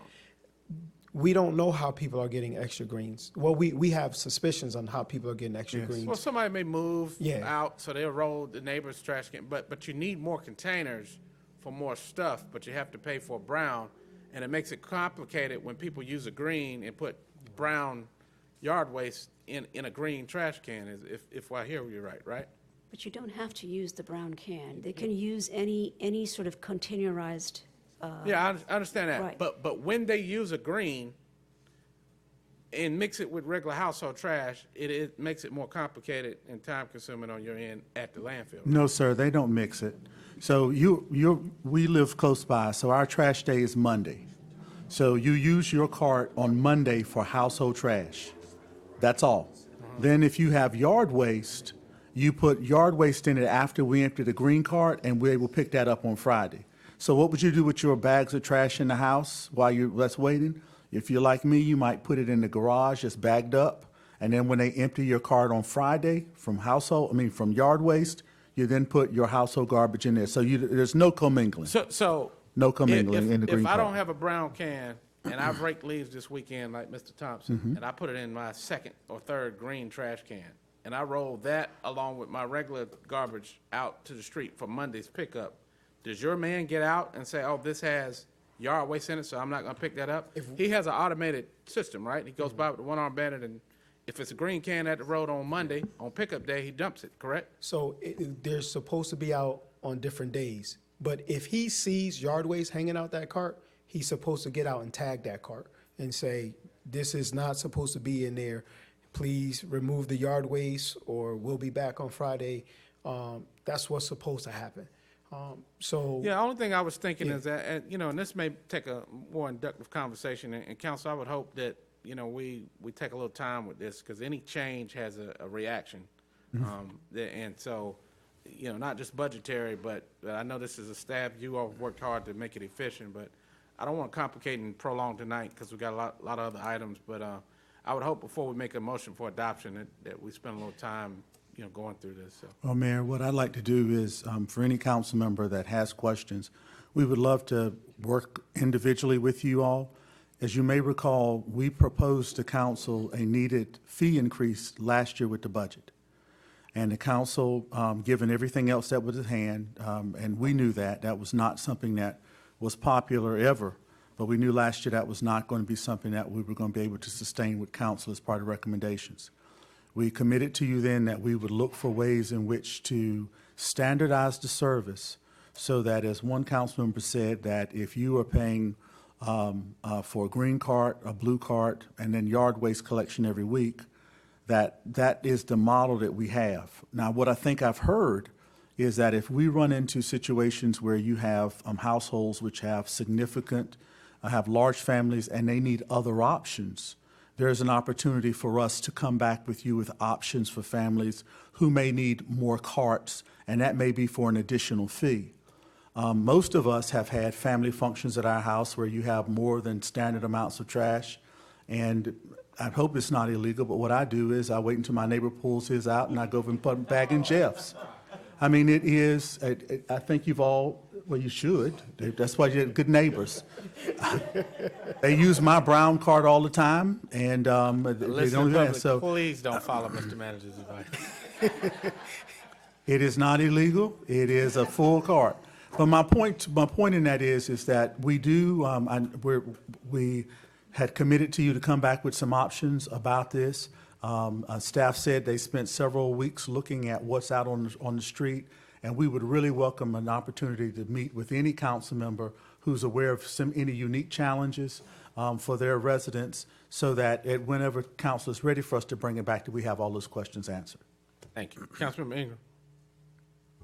Thank you. I just want to expound on the city manager's point. In my neighborhood, on my street, I have the house with the most foliage, and so my leaves get all over the place. However, me and my neighbors, we have a good system where we take care of each other.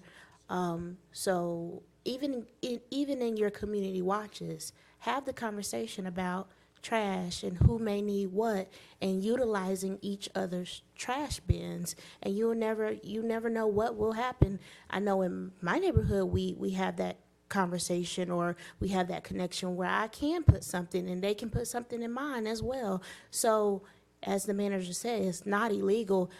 If anything, it's encouraged to help us out here with the services that you're already paying for.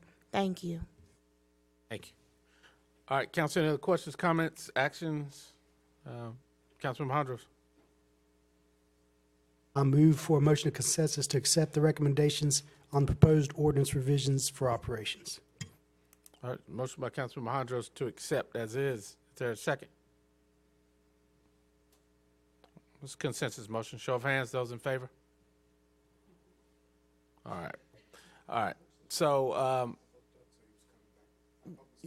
yeah, so, well, if we can instruct that he would bring that back, that we can continue to refine and Well, what would be helpful, again, we'll reach out to council and ask if you would like to meet with staff. We are basically at January, and we need to come to you in February to talk about fee schedules. I can tell you that with the lead times that we have on trash trucks, the operational issues we've had with keeping them on the road, this is not only about a service level, it's also about operations. But if it's okay, we'll reach out to council next week to kind of test, to see where you are and answer any questions. Be happy again to meet with you and go from there. Yeah, that'll be fine, because I could have accepted tonight's motion. Excuse I me. would like to meet with staff or either Mr. Edwards to talk about the yard waste. all right, question, Councilmember. Mr. Manager, that last part you stated, you said it's not about something, it's about, say that again, please? Yes, ma'am. We have not only issues with trying to make sure that our solid waste enterprise fund is solvent and we have enough money for it, but we also have ongoing issues like everyone else with supply chain issues of getting replacement parts and keeping our trucks on the road. And one of the things that we can do is, if the 40-yard container that Mr. Edwards talked about, we know about how much that can hold. Right, And I so get that and part. What those was are two that issues. piece the There's two sentence issues. you One is said? about solvency of the fund, and the other is about the operations that we have. And by the operations, meaning that we need predictability of what's out on the street. This is one of the only services that we offer that right now, tomorrow, we have no idea what is on the street until we get out there. Okay, so I think just at the helm of the conversation, if that full-out transparency would have been given of why this is important and how it connects to what our goal was, then I think it would have helped the conversation and the questioning. Thank you. All right. Thank you. Thank you, sir. Thank you. Have a good night. All right. Council item 4.03, the Federal Action Plan. I think I see Ms. Mazingo and Mr. Redding. Good evening, you all. Evening, Mayor and Council. Good evening. Real quick.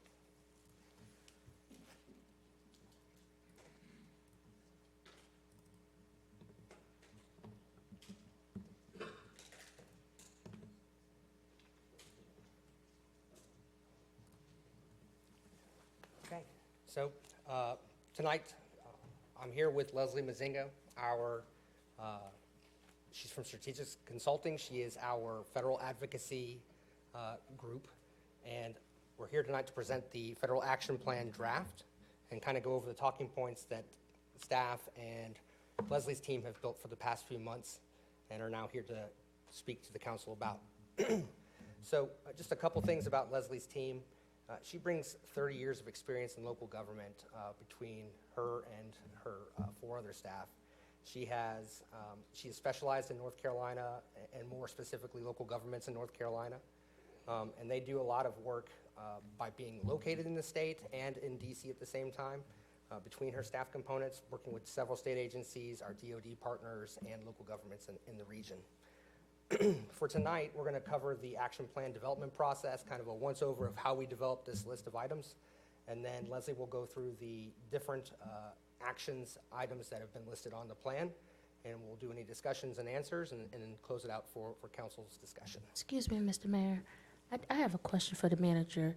Mr. Manager, I sent an email maybe some weeks or months ago asking that if the process to get to building our federal action plan will be utilized as previous, meaning where we had our small group meetings where we were to have the conversation about interests with our lobbyists, and I don't think that's happened, and so I'm a little confused as to why we are getting the plan before the input. We had discussed that, and given scheduling issues when we were looking at the council's availability, particularly with the trip that everyone took to, was it Kansas City? We ran out of time and we needed to make sure we got it to you, so we brought it to you as a work session.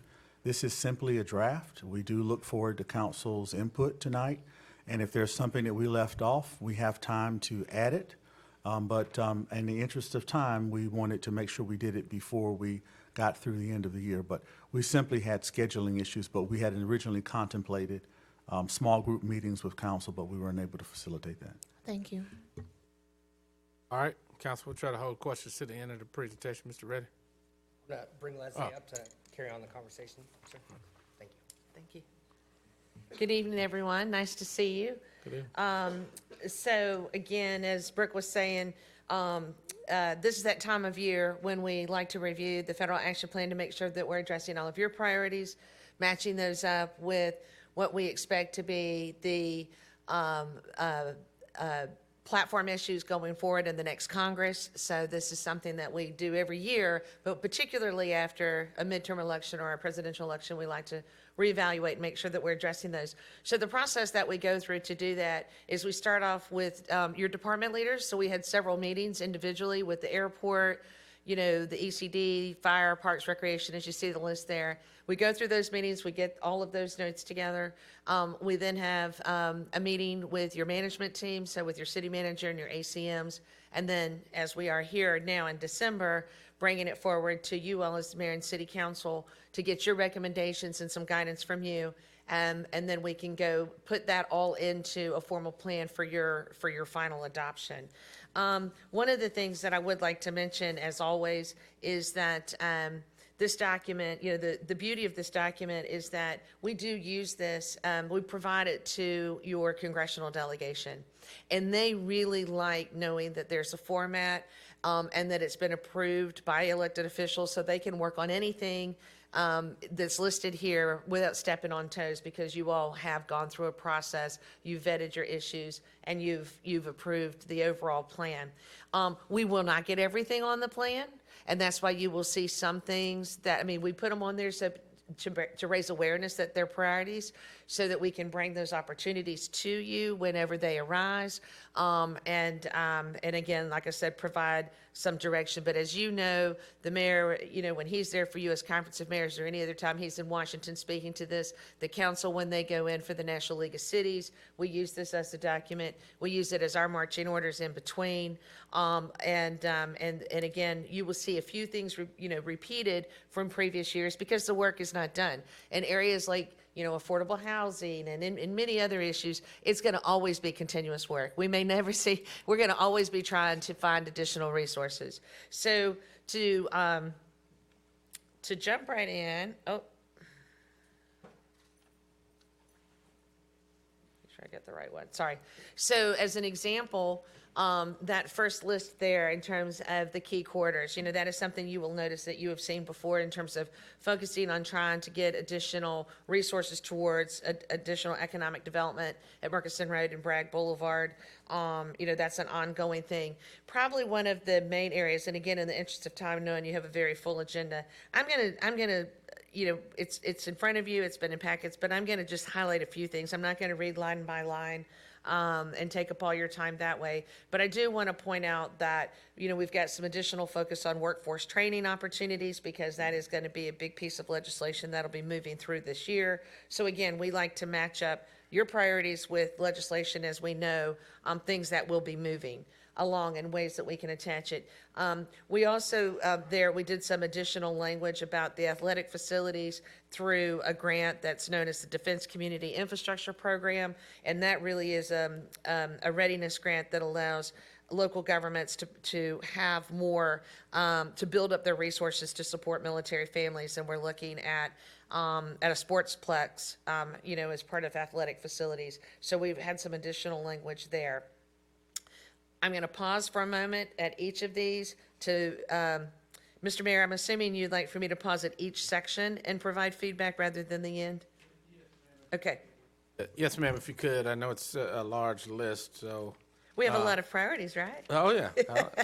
Got a long list of things we're asking about. So as we go through this, well, I guess my question will be on the infrastructure side. The Carolina Core, 685 and 95, that's on the public infrastructure, so I'll wait till you get Oh, okay, yes, sir. Any comments, questions, thoughts, additions, deletions at all? And as Mr. Manager said, this won't be the only opportunity, but we did want to have an opportunity for me to come in and be available to answer questions, and of course, we can continue to take feedback before we get the formal document So done. I have Councilmember Hare, Councilmember Jensen, then I have a question about the economic development. Very quick question. It's good to see you once again. Nice to see you, sir. If you would, refresh us who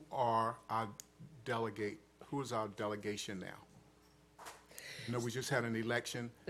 So to kind of refresh us up on who our team is now. Sure. So you have Congressman Hudson, who will continue in the area, and we've worked with before. Right, and then now you have some additional, you have a new congressman coming in, David Rouser, he's from mostly the eastern part of the state, but under the redistricting will come and have a section of this.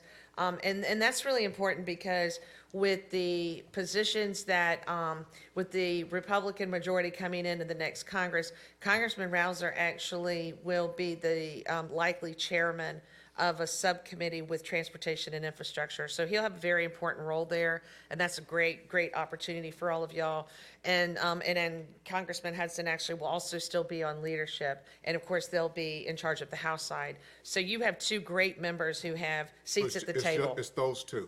Yes, sir. And then you're going to go ahead and set us up for March, Congress of Cities. Yes, sir. Well, and keeping in mind too, by the way, that we have currently Congressman Budd is Senator-elect Budd. So we have a new senator that we will go in and need to educate on your priorities as well. But just as we've done in the past, all of those meetings will be scheduled for you during the National League of Cities, as well as targeted federal agencies. And those are the ones that you are lobbying for us, for them to lobby for us.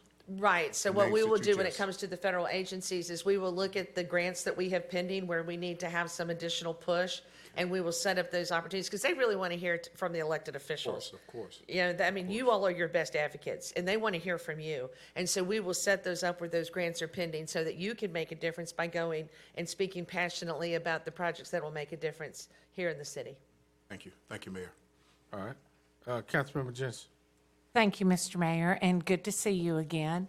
So I'm just going to be very quick, and I appreciate that what you've put with the Military Department of Defense under economic development. And I don't know if it needs to be changed or it needs to be where it is, but where we see the direct flight from Fayetteville to Washington, D.C., I know that is an infrastructure, but what I would like to see is that to go up underneath the Military and Department of Defense, because, you know, as we go up there, we need to, you know, keep saying it over and over like a broken record. We are the largest neighbor to the largest military installation. And I don't think a lot of people understand that, and because we are going to have newer people that are taking care of us in our delegation, I think that that would be in that pocket. Now, Say that again, Kathy. as I say, change the you direct flight from Fayetteville to Washington, D.C. Okay, right. I see that more as military, because our military is going up to Raleigh, readiness, yes, for us to be right here. I know they have their own planes, but, and then the other thing that I will say for public infrastructure, I would like direct flights from Fayetteville to various other places. Expansion, thank you, Mr. Mayor. Direct flight from Fayetteville to expand destinations, or help me. That good? Yes. Good. But I think that we really need to make an emphasis on our airport is a huge economic driver for us, and we need to be able to support our military. Thank you. Got it. Yes, ma'am. So, Mr. Bazingo and council, this is probably for you. Under economic development, it seems all of the, and I'm not at all speaking to the importance of Bragg and its relationship to the city, but all of the things that we're asking are military defense related. Are there any other things from an economic development standpoint that we are missing that we need to ask that are not military related for this community? Are we missing how it is that we can create opportunity for civilians in the city?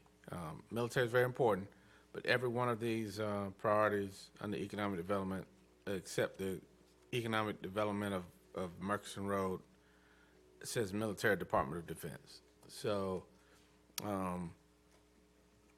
do we have a uniqueness here that we can utilize?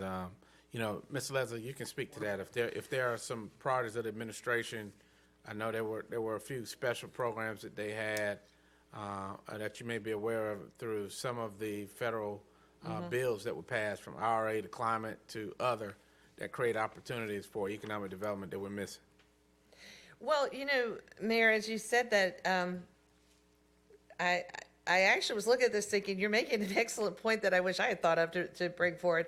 Because this really is heavily focused on military and defense, and I'm wondering, and this is just, you know, something that I'm brainstorming with you on out loud here, thinking out loud, but maybe the title needs to change to partnership with the military, or something that reflects the emphasis there, and move the key quarters to another section. Because I guess what I would argue is, as you go over to public infrastructure, which should stay as public infrastructure, but, you know, as an example, your connection, you know, the I-65 to I-95 via Fayetteville, some of these other things, there's so much in these other sections that are related to economic development.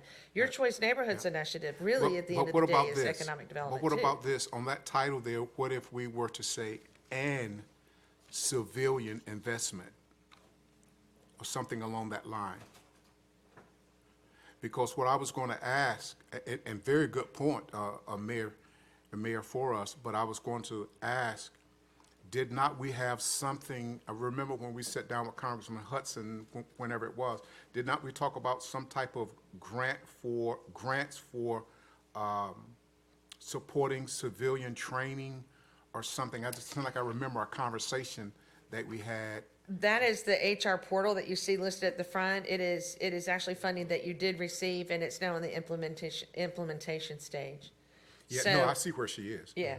So what we may, you know, like you said, whether it's civilian investment or military readiness or military partnerships or something, but we could, to show that you all as a community recognize your position, you know, as having largest military base, third largest in the world, and have that as a priority about your partnership with them, and either add something, it could be public infrastructure and economic development, or have it understood when we talk about it, because like I said, so many of the other priorities in all these different sections really do lead to economic development. So we can do whatever we want because it's your agenda, but I did want to point out that I think what you're saying, Mr. Mayor, is exactly on target, that maybe the title of that might, To include our civilian.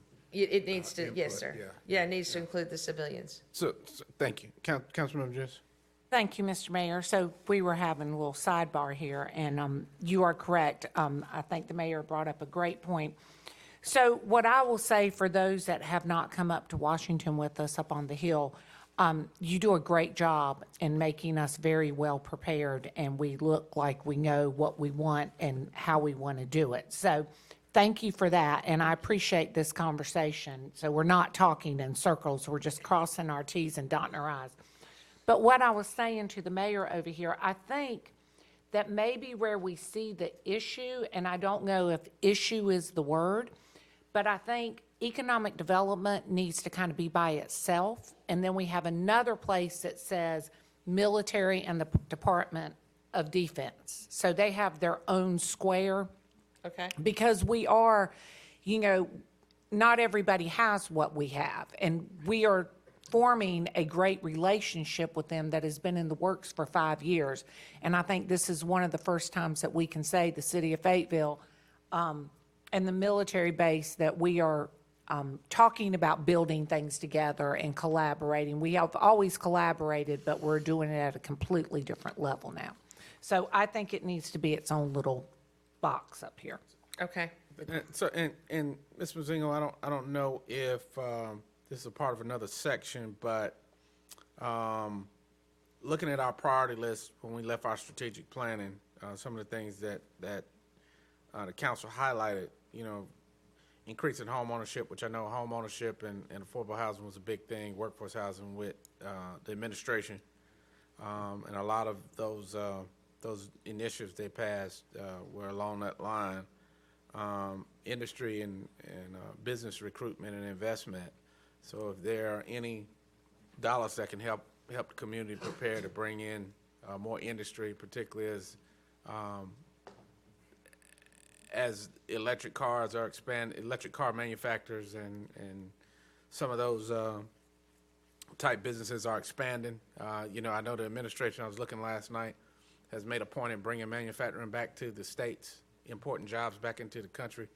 So how it is that we can make sure that we are advocating for the resources that it takes to make sure our community is in the game with that.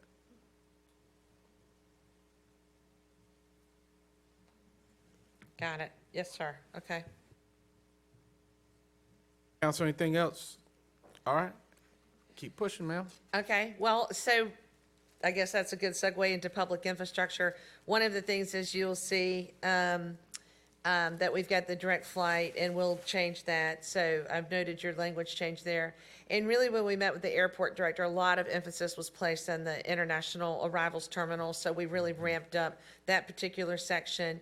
Under surface transportation, we have that, again, that connection between the new I-685 and getting it connected to I-95 so it doesn't bypass this area but goes through it. That's actually being driven mostly by the EDC. And then we have in here the RAISE grant, which was applied for last year. We've gotten the debriefing. We're going to be going back to apply again. That deals with your master plan for your greenway system. And then we have a current grant, so you see it there under water and sewer, in terms of the Person Street Bridge and Russell Street Bridge improvements, and as well as stream bank stabilization or stream bank improvements. There's also a grant we're currently working on that first runs through the state, then goes through the national level, called the BRIC grant. So a lot of these, are not only issues and ways of funding that we're going to continue, but in many cases, we either have grants that are currently pending, or we already have a grant that we will be reapplying for, or that we are currently applying for. So keep that in mind as well, that these are issues and they're priority areas, but they also definitely are coordinated with the funding sources through the competitive grants process, and hopefully community projects funding if it proceeds this year. So I will stop at public infrastructure and see if there's any comments there before moving on to public safety. Council, any comments, questions? Oh, I'm sorry. I got, sorry about that. I got so involved with my discussion.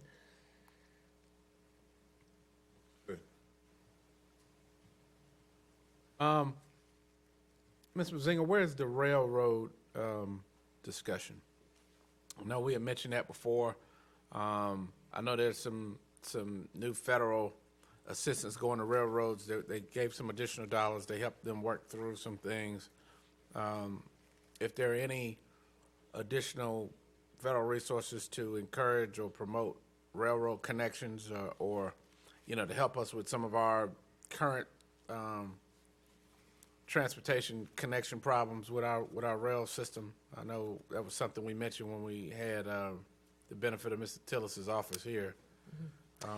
So I don't know where that would go. Well, I think it would probably go in public infrastructure. We may need to go back and add something back in. So if it's all right, may I work with your staff to make sure that we get a follow-up with you and make sure that we get the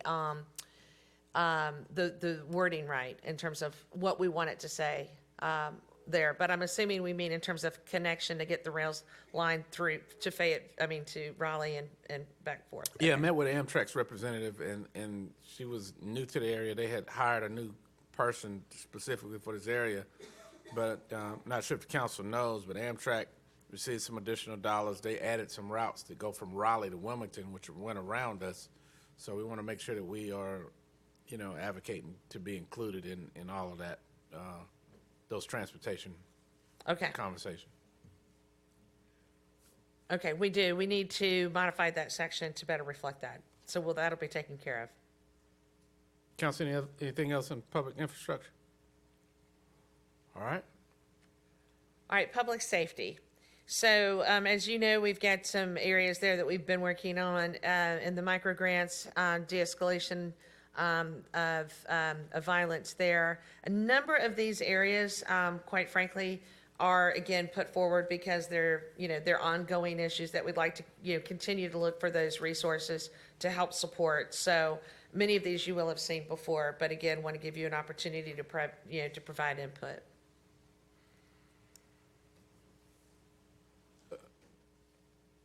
Councilmember Benavitti. Thank you, Mayor Colvin. My biggest concern is that we're still putting a lot on the police department with regards to a lot of these different issues. What is your view, or what have you seen in some of your research about offices of community safety, separate departments that are not related to law enforcement, managing some of these items? Well, in terms of resources, I think they're still putting a lot within the Justice Department, if I'm understanding your question correctly. They're still putting a lot of money into better training, more mental health, more resources, unfortunately not so much as the number of people, but in technology, and then also in terms of training and having, that mental health aspect of it. But I don't know if that's what you're asking me. So do me a huge favor. Right now, all of those things that you listed sort of come after the crime has occurred, after the emergency situation has reached the 911 folks. There's a lot of things that led up to that point. Right, okay, yes. There's many communities that are looking into offices of community safety that look proactively at a lot of these issues. Newark, New Jersey came down and did a landscape analysis for us. Their street team, for example, diverts 30 to 40% of the 911 calls to a nonprofit or to another organization, because many of these 911 calls don't require police intervention because they aren't necessarily crime issues or issues of breaking the law. But there are still safety concerns for a community member. So if you can see what sort of federal money is currently available, because New Jersey has benefited from federal money that's currently being made available for that type of proactive, community safety-based solution to public safety issues. I'm trying to do our best to get as much off of our police department's plate as possible. I'm following you now. Okay, that's very helpful, and we can go back and research that and come back with some ideas, as well as my assumption then also is work some of that language into the action plan itself, and also I'm talking about my follow-up items, work some into that, and then also look at existing resources that might be available and report those back to the management.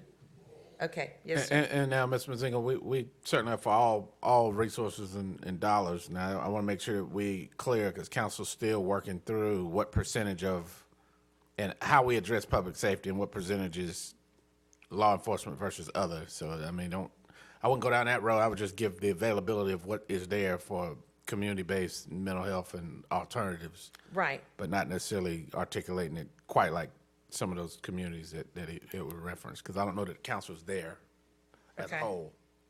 And certainly not in lieu of, but in addition to. There you go. Yes, sir. Yes, sir. Well, as you know, our philosophy is no sofa cushion unturned. We look for it all in every way we can, and so I will make sure that we add that to our research and get some feedback to you. All right, council, any other And- items? Okay. Okay, and then finally, we have the quality of life section. A couple of things that I want to point out there for you. Under affordable housing, Councilmember Hare, you know that we have the Community Neighborhoods Initiative, which really has a lot to do with an area. You spoke specifically about that in meetings Right. in the past. And so I don't think it's quite ready for the implementation side yet. So what we're No, asking it for isn't. there to keep it relevant Yeah. is we're making sure that they maximize the funding at FY '24. So when we are ready to go after the grant, the money is there to go after it. We want them to make, as you know, the sort of the old adage, if you don't have a seat at the table, you're on the menu. So we're Question. trying to make sure that we keep that funding maximized, and the same is true for brownfields. Question. Yes, sir. When we were there last week, we had a very good discussion with Congressman Hudson, and he played such a major role in helping us get some of that, I think some of the ARPA money at the time. Is there anyone, and you said for a moment there was someone, I think one of the newcomers that was going to be in leadership. Is it anyone that's going to be on any of these boards that's surrounding the area where we are now, and even where we just spoke of, for example, the affordable housing and the things we're talking about with homelessness?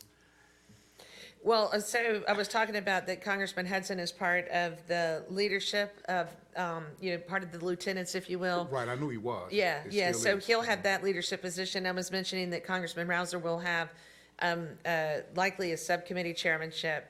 They haven't done their committee assignments yet, so that's where we expect he will go. He's ranking member now.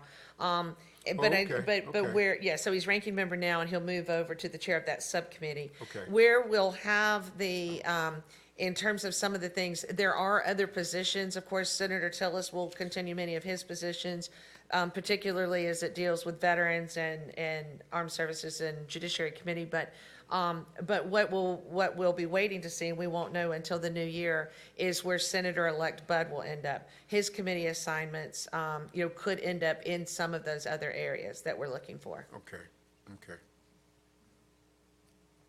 But you're hinting to a point that I do want to reiterate. Committee assignments are very, very important in this process, because Yes. that's really where the legislation is made, and we will maximize those committee assignments with your list in mind. So I want council to think about something under environment. We received a presentation as we're finishing all of our Parks and Rec bond projects. We have a river project that showed there's a substantial amount of work we need to do at the riverfront to prepare from cleanup to other. Just wanted to make sure that since the river, if there are any resources for river or waterway improvements or cleanup, I know other communities have leaned on the federal government for some help with that. We could use it because we're looking for funds and leverage resources for that river park. Okay.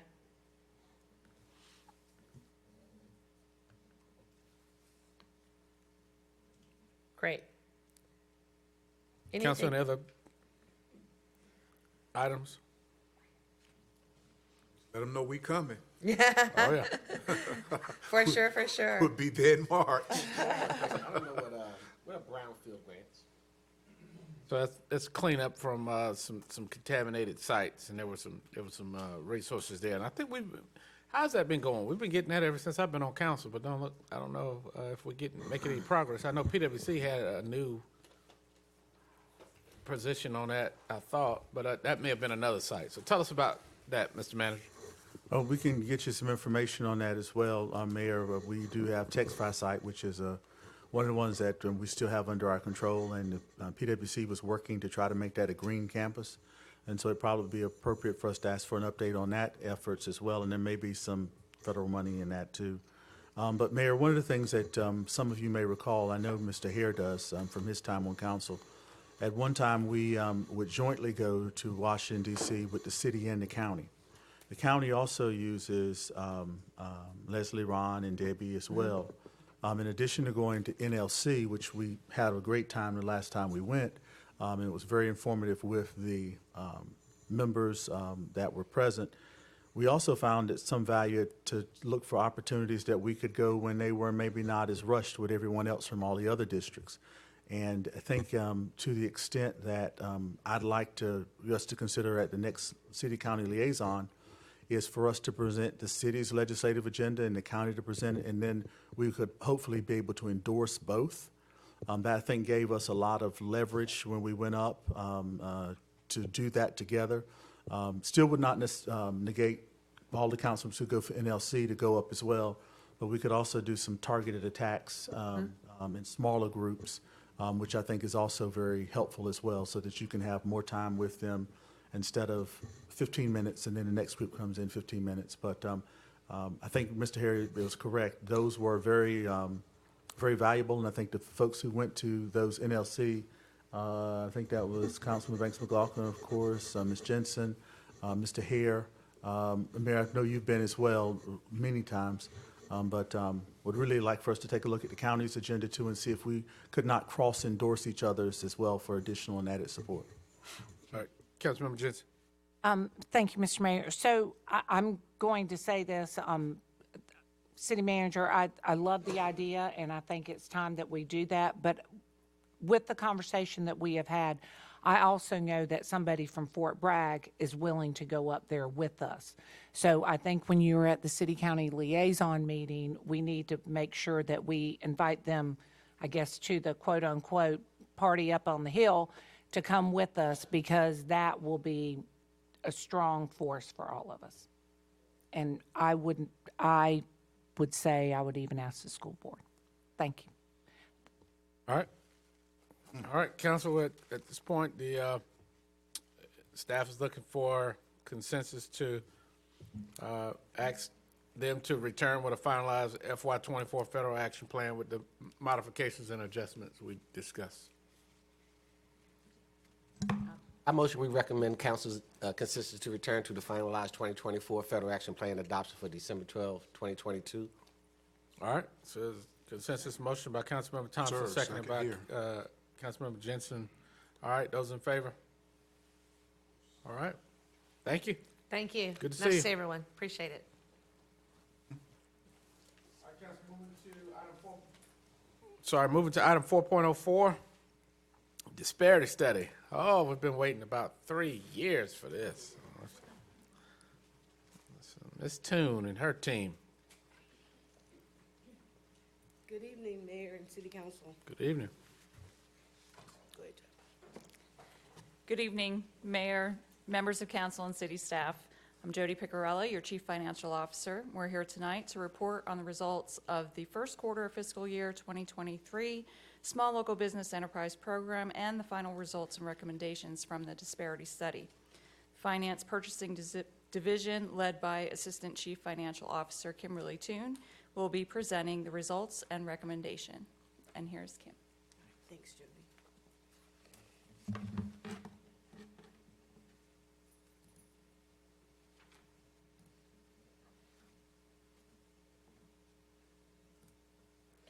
So I'm here this afternoon to discuss the implementation plan to address the recommendation from the disparity study that was presented to you on September the 6th of this year.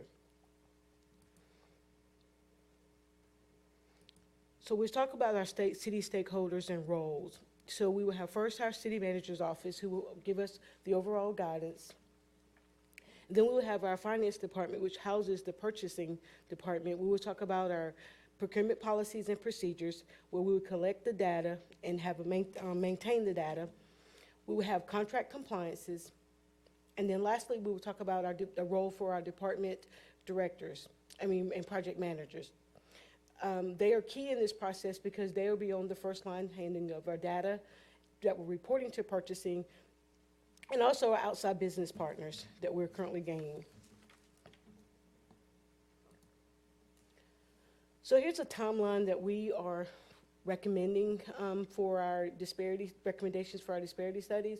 And so if you see right here on your left-hand side, you'll see where there are going to be 10 recommendations, which is going to be allocation of resources, which includes staffing, the NWB subcontractor goals, a sheltered market program, our robust good faith efforts, increased vendor rotation, mandatory subcontracting, and strengthening our forecast, support services, encourage joint ventures, and our data management reform.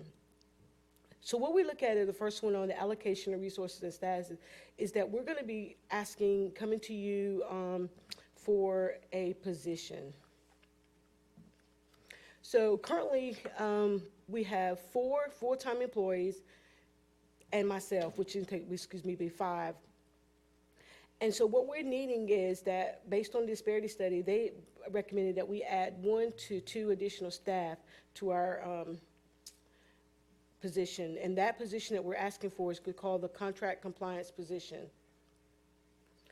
And so what that will be, a full-time position with fringe benefits.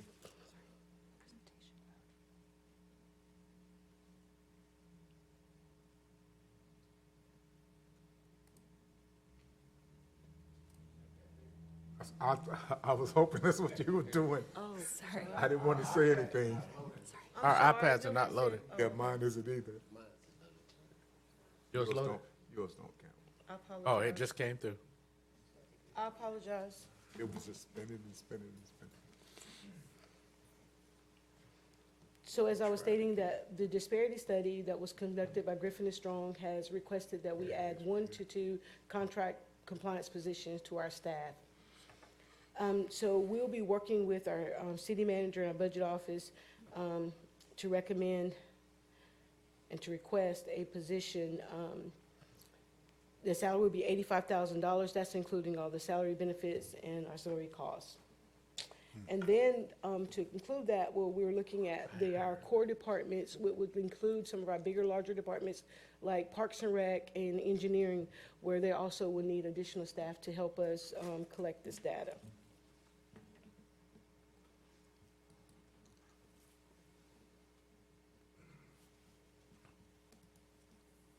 Our recommendation number 2 is our NWBE subcontracting goals. The disparity study provided us with data to say that we need to have a more robust race and gender-based subcontractor program, which includes our goals and contract goals and annual goals. Just remember, currently now you have a 40% aspirational goal that you have over my head right now. So these are things that we're trying to do to exceed that goal if possible. So we would like to have separated out between minority and women subcontracting goals. And then on the first phase, we'll talk about construction, because that is where the bulk of our dollars. And so we'll be looking for council to help us come up with a threshold that we can come up with a dollar amount. Just remember that we need to stay under the formal amount, which is $500,000 for to stay in good standards with North Carolina general statutes.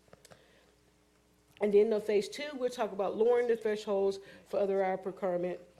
Then phase 3, if necessary, we'll talk about that later.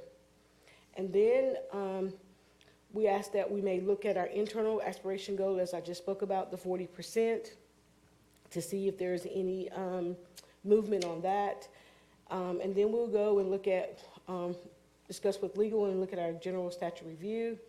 And then finally, we're going to update our current language in our procurement guides to be in compliance. Recommendation number 3. This is something new that the disparity study also recommended. After looking at all of our data and seeing the kind of market that we have, they thought that a sheltered market program will be a very good program for the city of Fayetteville.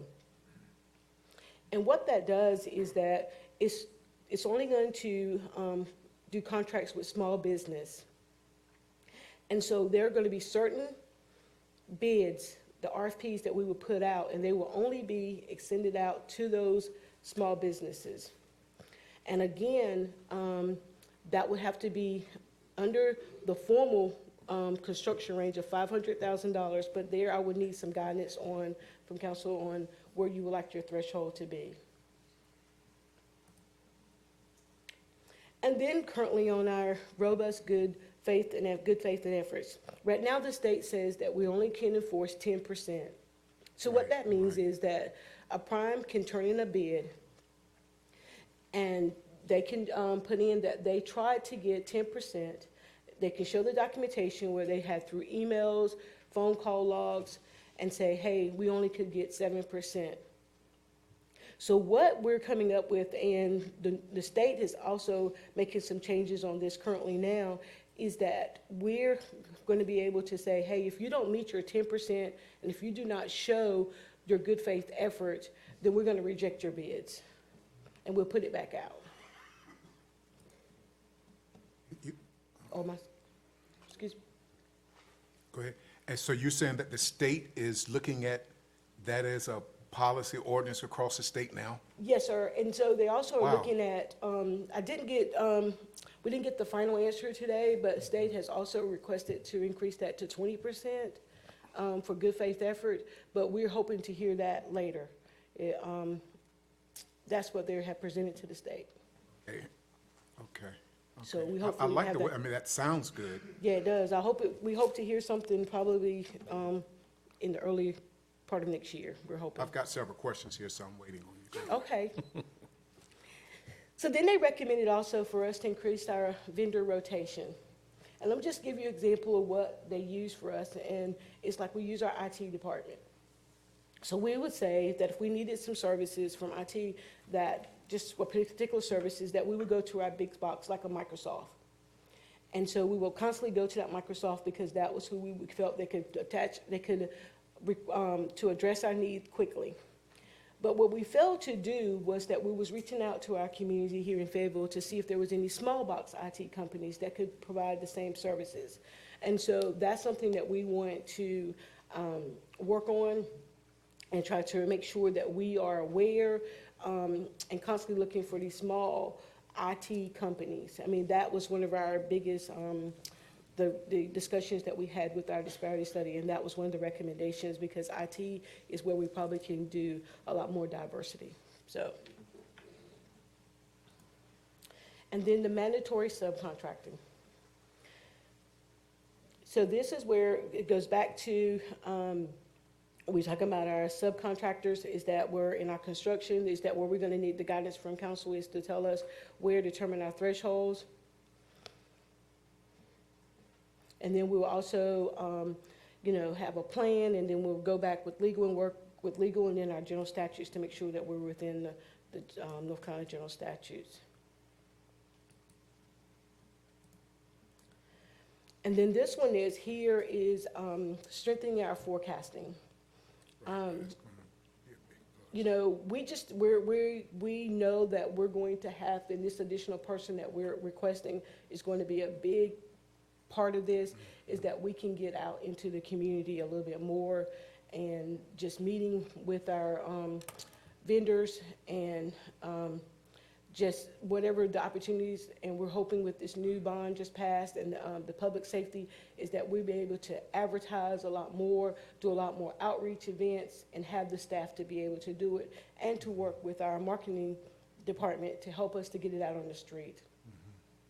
We're very fortunate now, probably in the last couple of months, that we've been doing that through with FSU at the hub, and it's worked out very well. I mean, but we want to be able to, we have some good ideas among that group of us there, but we also want to expand on that. And we have a lot of ideas, but we just don't have the staff to do it at this time. And then our supportive services, and this is where it comes in working with our own internal departments and also with our outside departments, like we talk about with FSU Hub, for example, just working and just trying to come up with some languages and some coming up with what recommended for us was like an advisory board for someone to help us that's outside of the city, to say, hey, these are the things that you need to work on, and these are the things that we see. And so we try to do those things internally, but when you look at something all day, you only come up with the same thing sometimes. So it's good for other people to look at that. So that's why I'm really interested in that advisory board. And then we also go and encourage joint ventures. This is something that we've always encouraged, and we try to do that with some of our subcontractors now and some of our primes. And so that's just going to be another push that we're going to be having. So then our data management reform. And this is where you see all the things that we're going to be doing. We're going to be able to house this data. And so the city manager, we had asked for this, and we put it in our TIP. And so one thing that when he and I had made this discussion is that he had told me, he'd asked me to wait to see with our new ERP system if we was going to need this new software. So this is something that we are still working on. And so we're seeing exactly what we can get out of the ERP system, but we believe now is that based on the information that we need, that we are going to need a third party to help us track this.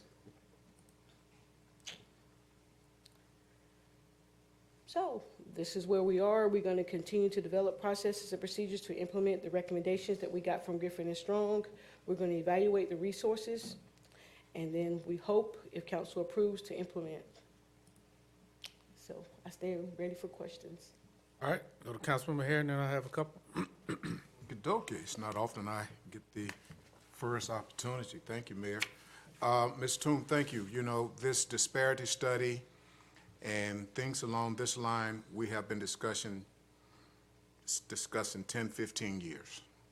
And where we are now, I hope that we can sincerely grow and make sure that we look as close in supporting our local community first, as diverse as it is. Before I start with my first question, you had a section there that said the improvement that we were trying to do with minority and women. Yes, sir. Please define what minority is. So the state defines minority is as a Black, African American, Hispanic, Asian, Atlantic, and that's what Native American, excuse me. Okay. When you stated that you would be needing someone, I forgot what you called that person. I think it was a contractor or something, 85,000, right? Yes, sir. The budget for that person. Everything that you've kind of shown us tonight, is that a lot? That's not all this one person, is it? No, sir, but it is going to be, I would say 60% of their job. Okay, so this person, this contractor is going to be, I don't want to say chasing, but following up to see if we are following through with these different percentages that we're trying to meet. I know you said, I think you say the state now is 10. Yes, sir. They're trying to go to 20, but we have a pie in the sky of 40%. Yes, sir. correct? Right now, we have a 40% aspirational goal on the total city spend, and that's what we currently have as a local policy.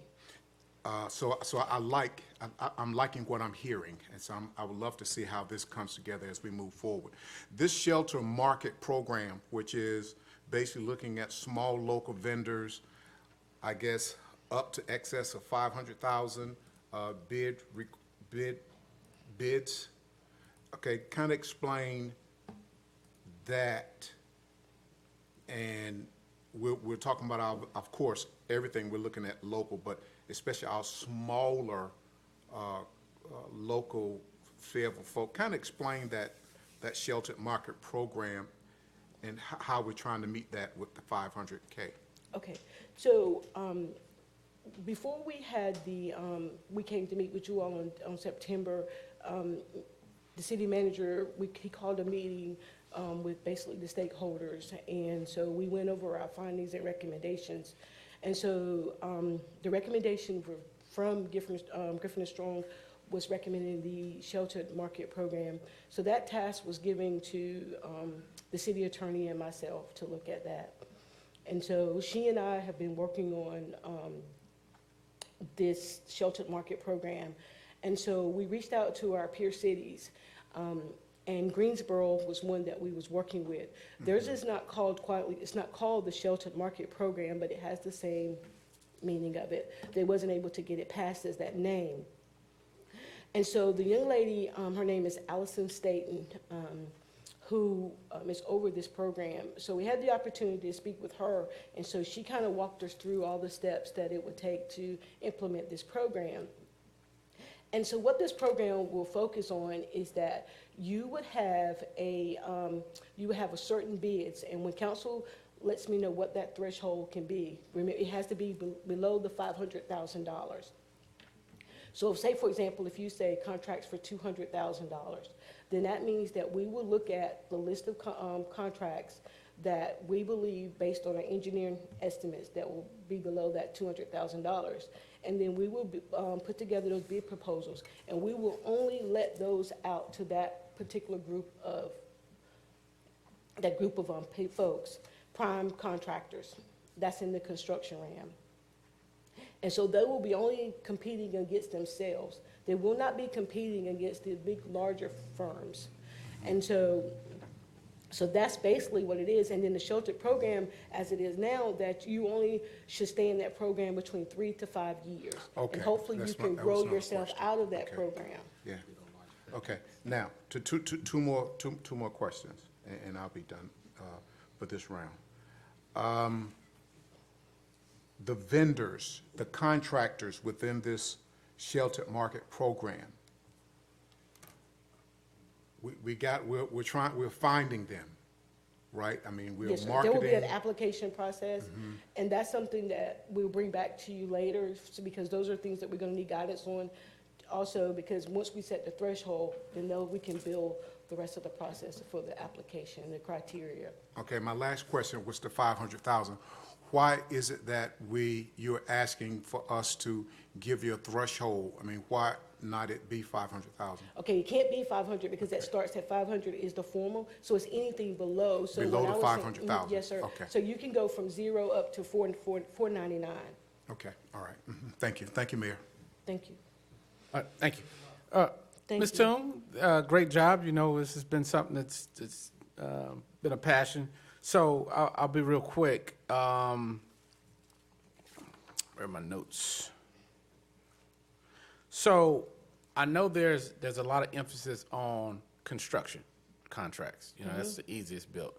But the disparity in the study, if I recall, was 0.06% for contracts that went to African Americans for Yes, sir. construction. It was even less, or either at least that amount or less, for professional trades. Yes, sir. Period, for minorities, period.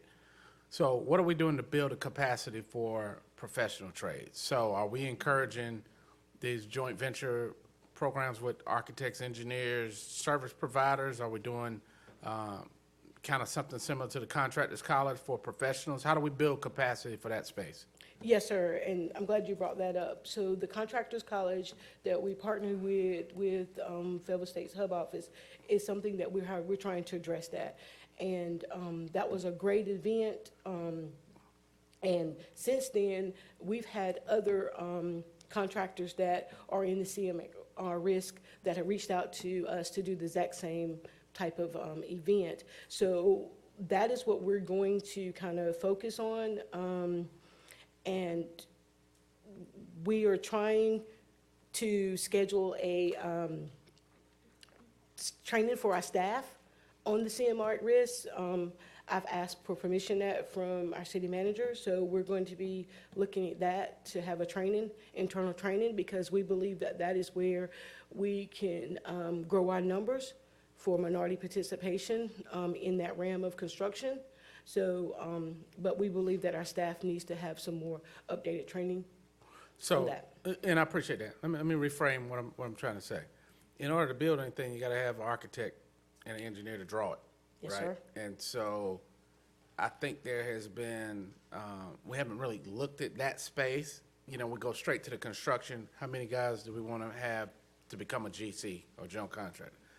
How are we building the professional space for the architect, engineers? Because our community economy needs more professionals, right? We don't have enough. That's what the last economic assessment said. So I've talked to the manager that we need some partnerships, and I hate to say this because I know he's going to get giggly about it, with the A&Ts of the world or the NC States of the world who produce engineers and architects to give some paid internships, but also to encourage some of these folks drawing these fire stations. We got 5 or 6 fire stations to build. We got these Parks and Rec projects.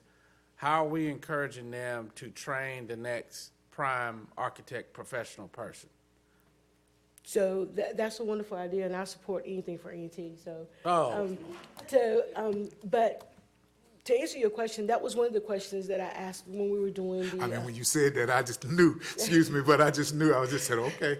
So that was one thing that one area that I asked during the Contractors College is that how would anyone have a listing of professional services? So I was given some. And I'm glad to say that some of them were from North Carolina A&T, and we have reached out to them. We had a conversation. Our construction team we've even sent out an RFQ for some projects that we had less than 50,000 since we had that contractors class for them to give us a quote on some of those services. We have some that have already reached back out to us. Unfortunately, they're not in the Fayetteville area. They're in the Raleigh area to reach out to us once they found out that the bond had passed, and so interested in our upcoming services. So right now, I can tell you of 3 that have reached out to us that are minority architects. All right, last question. What about our goods and services? I know, so you have construction, you have the professional trade, architects, legal, so forth, you know, even our financial consultants. I think that was something we talked to them about a couple years ago when they came and talked to us, so I'll be asking about that coming up soon, about their diversity plan. But what about goods and services? If I sell things, how do we build and make that particular population aware that the city needs to buy toilet paper or however we buy things? We spend a lot of money buying things. What's the process? So, sir, same thing, sir. We try as much as possible. Our first priority is to look locally. That's our number one process, is to look at locally. And then it is a plus if they are a minority. But because I have to be careful in this space, to be in the legal space. And so whenever we put out this RFQ, we try to start locally, and then if we know of a minority-owned company, then we will send a quote to them also. And so, and I'll say this to our department heads, that they are very, very helpful in this space too, because they're out with the city trucks, driving, and so someone will come up to them and they'll say, you know, I've never done business with the city, I sell this. And so they are really good to shoot me an email or a phone call and say, hey, can you give this person a call? They're interested, they have janitorial supplies. And so I'm very thankful. So that's one way that we're trying to build that vendor database. And also, we are reaching out to, and unfortunately, it's not here, it's in Raleigh, where we have the Hispanic Contractors Association. We reached out to the Black Caucus. So anything that we can send our RFPs to, we are doing it at this time. And hopefully that we can get it. And we work very well with Minority Institute out of Raleigh and Durham. So they've given us leads. So we're putting our RFPs out there. It's just hoping that whoever pick it up, yes. But we are sending them, because, you know, it takes the same energy when we put it on our website to shoot an email. So, and again, you know, this is very important to me to make sure that, that I'm meeting my goals, and also that I am trying to do my due diligence. I'm ready for a motion. Oh, yeah, Mr. Thompson has a question, and Councilmember Jensen, and then I'll come back to you, sir. Thank you, ma'am, and great presentation. And I want to also thank previous council for recognizing this disparity and doing all we can to make her wrong or right. I just have one question. This is a reference to slide 6. I was going over your presentation over the weekend, and I was wondering how you devised your 10 recommendations. And on slide 6, you have them in priority in phase 1 for 2023. Can you tell me how you determined to use those 3 to start with? No, sir, what I did, I took that straight from the recommendations from the disparity study, and that's the order. But how did you get them in that order? From the 10, how did you choose those 3? Well, that's what they did from their PowerPoint presentation, and I just used that and got. But I can tell you, I can't do anything without the staff. So I need the staff first, and then I need the goal. I need council to identify what the goal, so I know what I'm working with, what I need to succeed. And then the sheltered market program is that's going to help me meet those goals.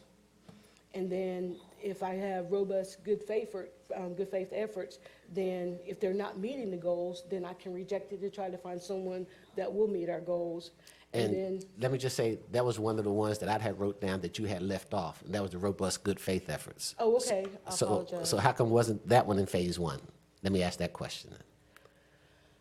Well, let me just say this. We are actually doing this now. We wasn't doing it to the point that we rejected their bids, but what we were doing is that if someone came in and did not meet the 10%, they had to show us the documentation. So we've been doing this now probably for over 2 years now.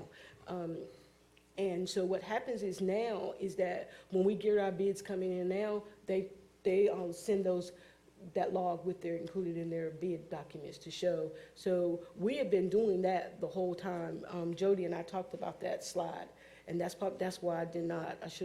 Maybe we should have decided to put something else on there, but we are working on that right now currently. So when will you find out whether the state will move it to 20%? We don't know. I'm waiting on the young lady that did the disparity study. She's going to provide me with the update. So I'm hoping that I'll hear something. If I hear something this week, I will let the city manager know that he can distribute. But we're hoping really soon. I know that they took some things up in the last session, and that was the one item that they took the last session was that we would not have to go back before the General Assembly if we wanted to implement like a program like the sheltered market program, that the city would have their own right to do it at any time, and that failed.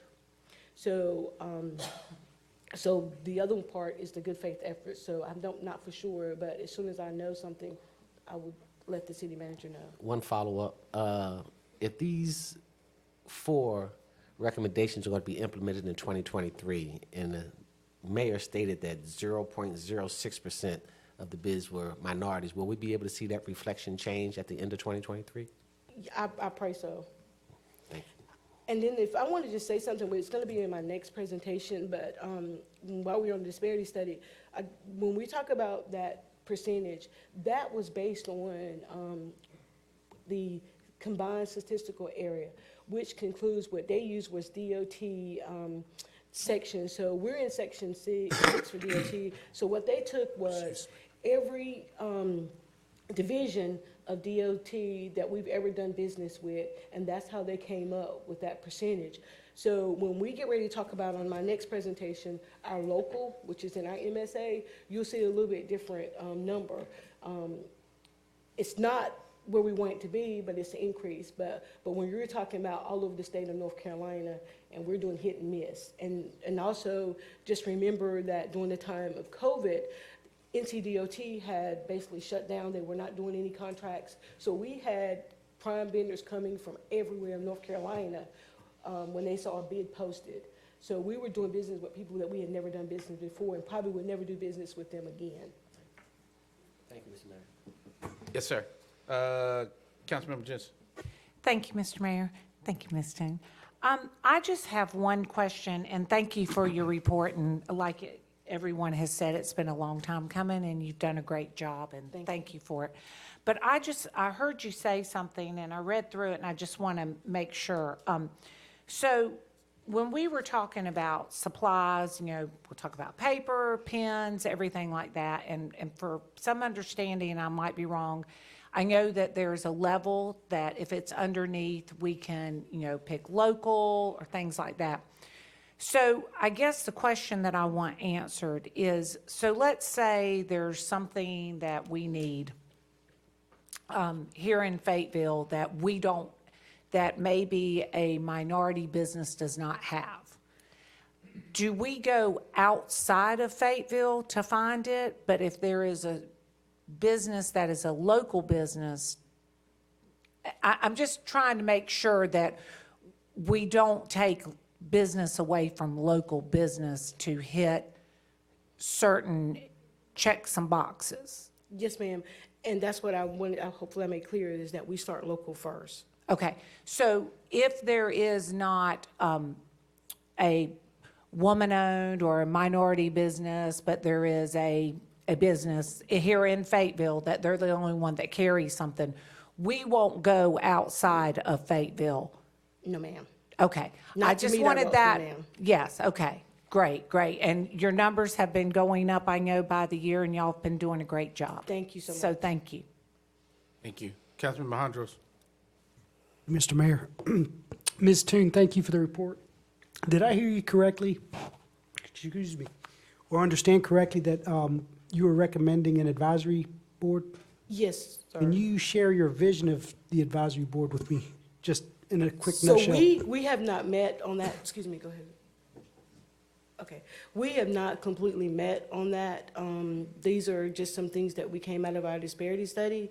And so if I could just come back with you on kind of more details on that, because I would need some more guidance from our legal department. Fair enough, thank you. Thank you. All right, Ms. Toon, I do have a question before I go to Councilmember Hare. Can you go back to the timeline of implementation? Yes, sir.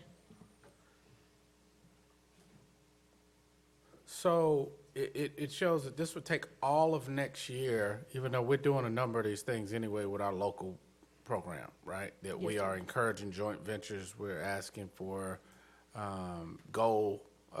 We have goal setting of 40%. There's mandatory or the MWBE goals. Why is it going to take an entire year for planning before implementing in Q1 of '24? And then the phase 2 stuff is going to won't be implemented FY 2025. Can you help me with that? Yes, sir. So when we start with the first one, we will not get the position filled, will not be able to be the position filled until probably July of 2023. Okay. And so, and that was my kind of thinking, because that was going to, majority of that position role will be working on those recommendations. But it doesn't say that we won't be working on them prior, and hopefully we can move this timeline closer within FY '23. Okay. All right. And the phase 2 portion of that? The phase two would be where we would want to be, hopefully, because we don't know what your goal is gonna be. So that was just us trying to figure out where you would be, whatever the goal that council sets, that we would be in compliance with those goals. Gotcha. Okay, thank you. Councilman Hare. Thank you, Mayor. I would like to move that we accept the disparity study and its implementation plan and recommendations. I would also like to add that we set the threshold for the shelter market program, the small local vendor program, at $499,000. All right, this is a consensus motion by Councilmember Hare. Is there a second to accept the disparity report? Oh, not necessarily. All right. Those in favor of accept the report? All right. Thank you. Thank you, Ms. Toon. All right. All right. We'll move it to the And next one. 4.05. Thank you, Mayor. That was the short presentation. This one's a little bit longer. Is that right? How you been? All right. I think the manager's got jokes tonight, so put it on you all. I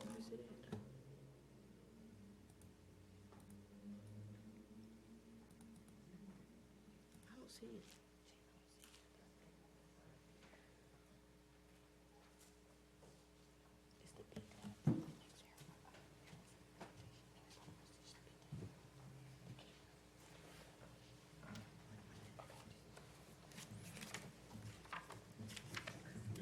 I thought I printed it out, I don't know for sure.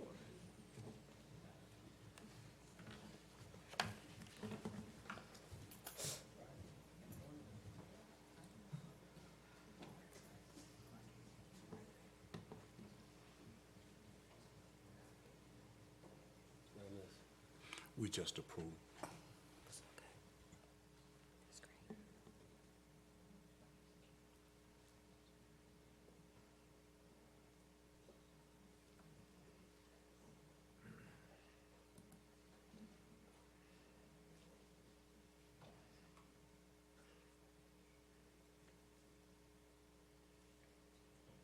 Mr. Mayor, while we are waiting for her to find the presentation, which she has in a moment, I'd ask Jody just to introduce our newest staff member who's with us in the room.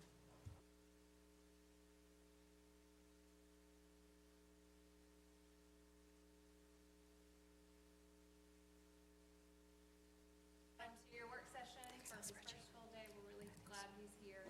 Welcome, sir. Excited about everything. He came from the county. Warren, you want to just? Yeah, so my elevator pitch, 20 years here in the area. I showed up here in 2001 as a second lieutenant, retired out of Fort Bragg from USASOC as a public affairs officer, transitioned to the county, and now I'm here. Welcome to the winning team, sir. He's on the right side.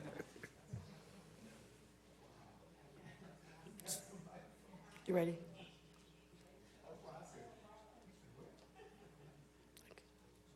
Ms. Toon, you ready for it? We ready? Yes, sir. All right. Okay, so this is our first quarter report for FY '23. And so when we look at, on the first line, you'll see for FY '23 quarter one, you'll see our spend. And so when you go there, you see where it says local, which is our MSA, which consists of Cumberland County, Hope County, and Harnett County. And so that is right now holding at 33.9% of our spend. And then when you see it says North Carolina less, that means that it's in North Carolina, but not within our MSA. So we're at 14.8% in quarter one. And then if you look at your non-NC, which is outside of North Carolina, is going to be at 51%. And that's on your total spend. And then we break it down by purchase orders. Again, if you look at the local MSA, we're at 33.99%. And then our local MSA, our total spend is 33.99. And then if you look at our North Carolina MSA, you're looking at 15%, and our non, which is 50%. And then we come down where a lot of the money is spent within our construction contracts. And you look at our prime versus our subs. 86% of our dollars are spent with our prime vendors and 13% with our subs. And then we look at where our primes are located. We have 33% located within our MSA. We have 66% that are outside of our MSA. And then if we look at our subcontractors by race, we'll start with our African Americans. On these contracts, it's 1.13%. We look at our Caucasian races at 6.96%, and our Native American at 91%, and our Hispanics was at 0%, and this was just based on the first quarter. And then we look at our subcontractor by gender. Male-owned business is at 92%, and female owners is at 7.81%. And then our last is where we use our procurement cards. So we lose 31%, we use them locally, and 20% within North Carolina, and 47% outside. So as you can tell is that there is work to be done as far as in our contracting area, and those are the things that the construction team that we are working on and engineering to see how we can increase these numbers. So I stand for questions. All right, Councilmember Jensen and Thompson after that. Thank you, Mr. Could you go back to the last slide you were at? Okay. So, of course, I have to point this out. So subcontractors by gender, male-owned to female-owned. So that is huge, 92% and 7.8%. So looking at the numbers, I guess the question that I will have, to be fair on all of this, what is the percentage of women contractors, subcontractors that we have in the system? So if there's only one and they've gotten 7.8% of it, it's not apples to oranges. Yeah. So let me explain to this how this works, and maybe that Please answer do. your question. So when we're talking about Q3, that is contracts that we have let out, and this is all based on payments that we have paid in Q1. Okay. So that doesn't mean that when I report next quarter that female percentage may go up. It's just how much was paid to them at that contract. So that's. So, and I understand what you're saying, but if you go back in the years, in 18 we were 7%, in 19 we were 3%, then we went up to 44%, and then 10%, 5%. Now, we're at almost the lowest. But what I'm saying is, it went back up to 7.8.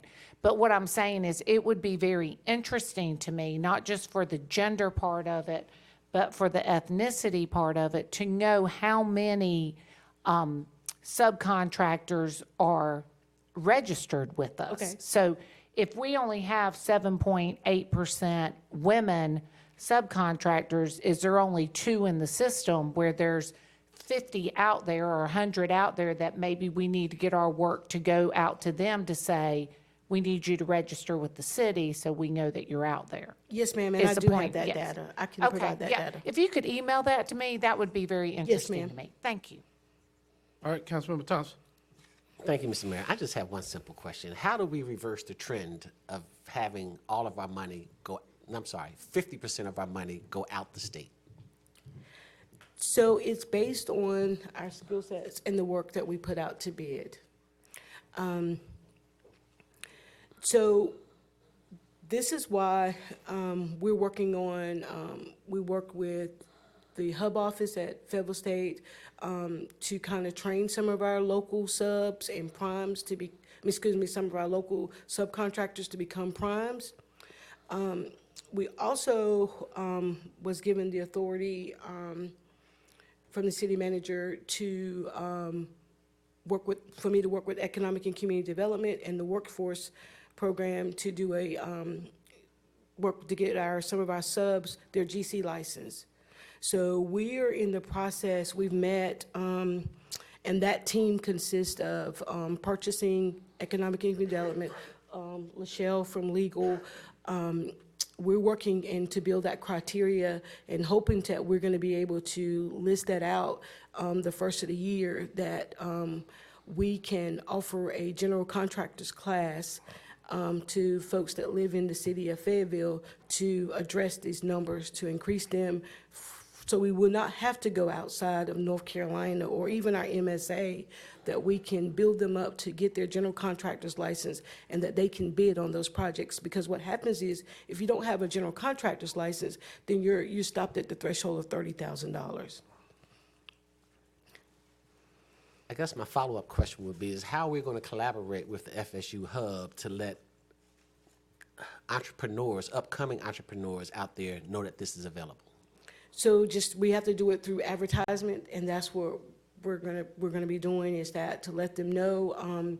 And so when we've had a couple events there, and we've announced that this is coming, that we was approved to do it, and that we was just building the criteria.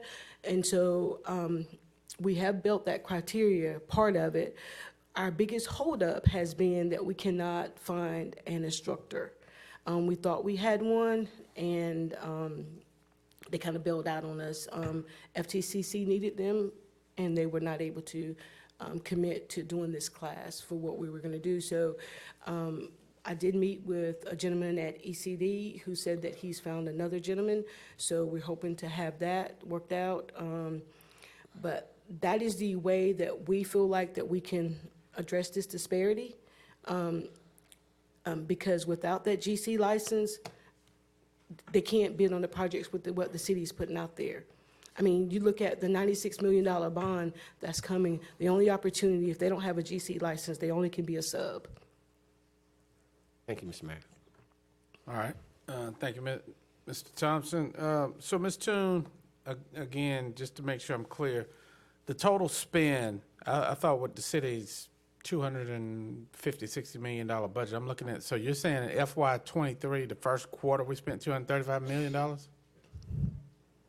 No, you spent, first quarter was $79,000. That's what local, Yes. right? Mm-hmm. And then North Carolina less, MSA Was was 34. and then non-North Carolina was 120 for a total of 235, right? Are Yes, those sir. numbers I'm sorry. correct? Yes, sir. So 235 in the first quarter of, so just to put this in context, how much do we spend for the all 4 quarters on average? Because those numbers are missing at the top, right? Yes, sir. I can provide that to you. I don't Because wanna what I'm misspeak, but- concerned about is if we're spending $235 million, which I was definitely underestimating that, I'm looking at the subcontract by ethnicity, 1.13% of that $235 million went to African Americans, 6% went to Caucasians, and 91% went to Native Americans.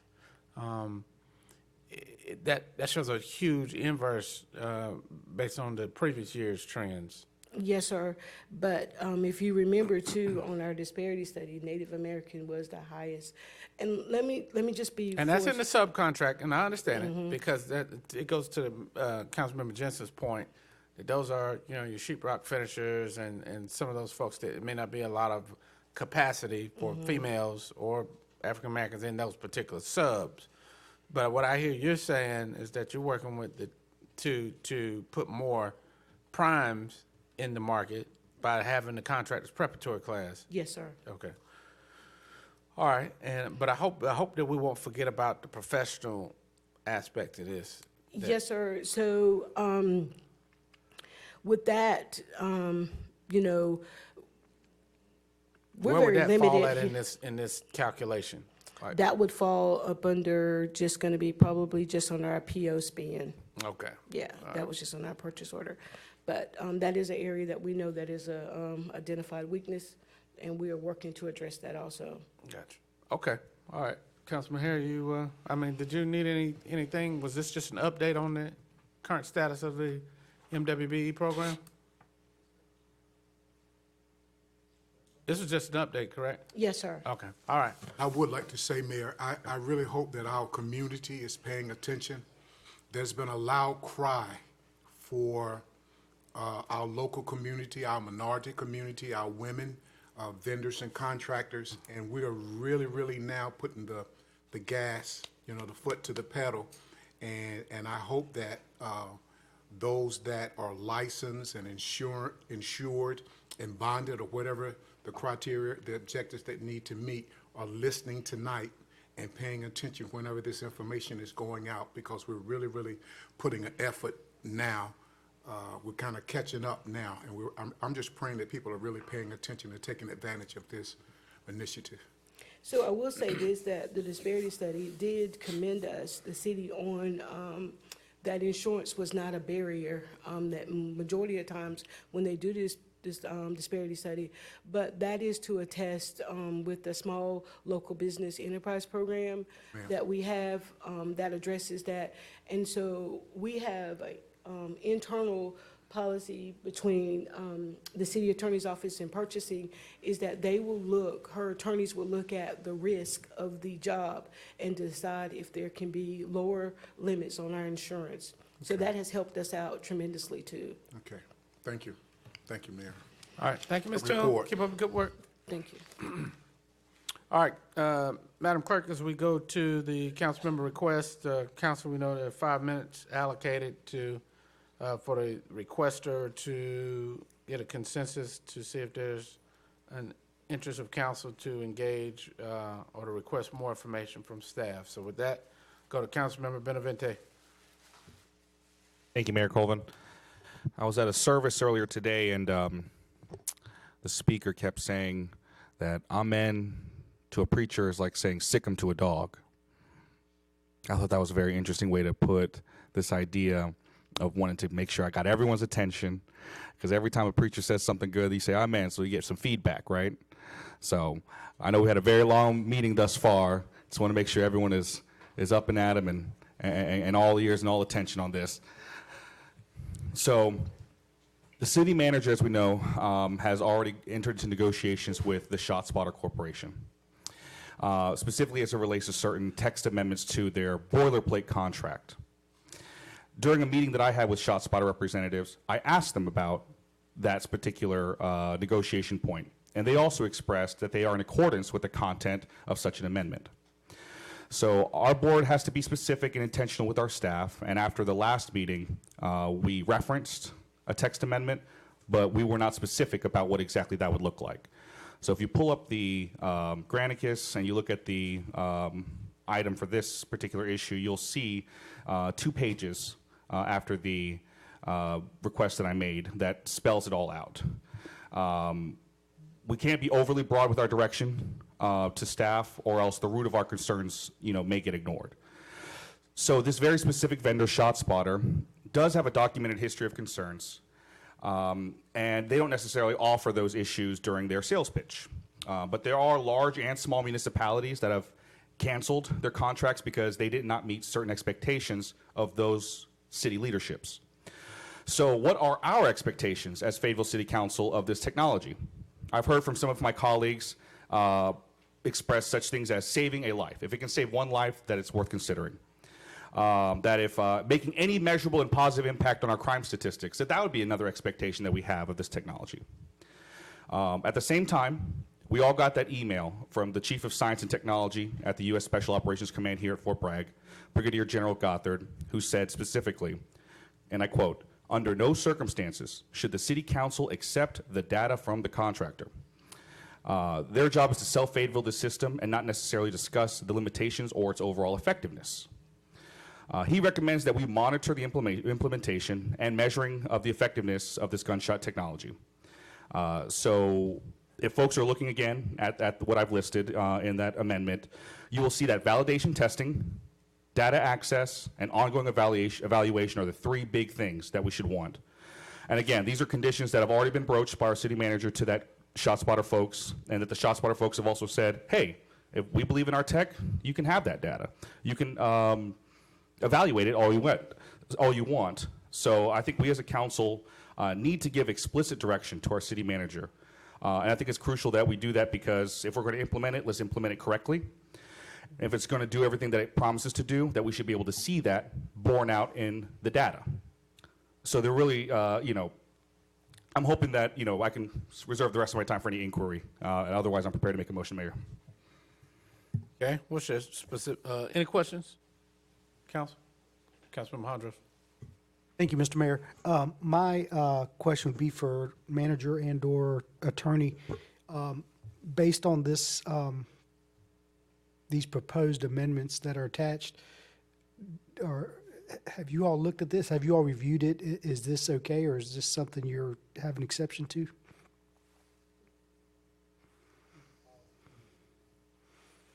All right, thanks. All right, any other question? Is that, we put these proposed dates down for information. I think one starts on the 7th of December, and we asked the city manager to pay attention to things like that. I would like to also think that it would be considered these points that were just made, and that we continue to move forward. Okay. All right. So I have a question. Okay. According to these data technology of being observed, who's going to do it and who's going to pay for it? I'll allow city manager to talk about that because I know that's something that you guys have discussed already with ShotSpotter.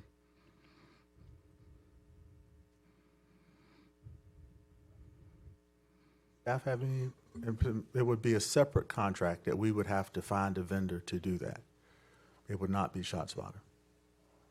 So Which I think is appropriate. That would be an additional cost on top of what we... Yes, sir. All right, so An we're at independent. 5-minute mark. What's your ask, sir? That we ask our city manager to, include the specific language that's been presented as what we're referencing when we say text amendments to the boilerplate contract. We've right. referenced it before, but this is what we're talking about. All right, consensus request for Councilmember Benavente is seconded by Councilmember Hondros. All right, those in favor of the request? All right, motion fails. 3-4, Madam Clerk. Those voting opposed. Council members Thompson, Hare, Colvin, Jensen. All right. 4.07, Councilmember Benavente. This item I put in prior to, for that deadline ahead of this meeting. But since then, Ms. Sheila's staff has met with members of Eccles Park.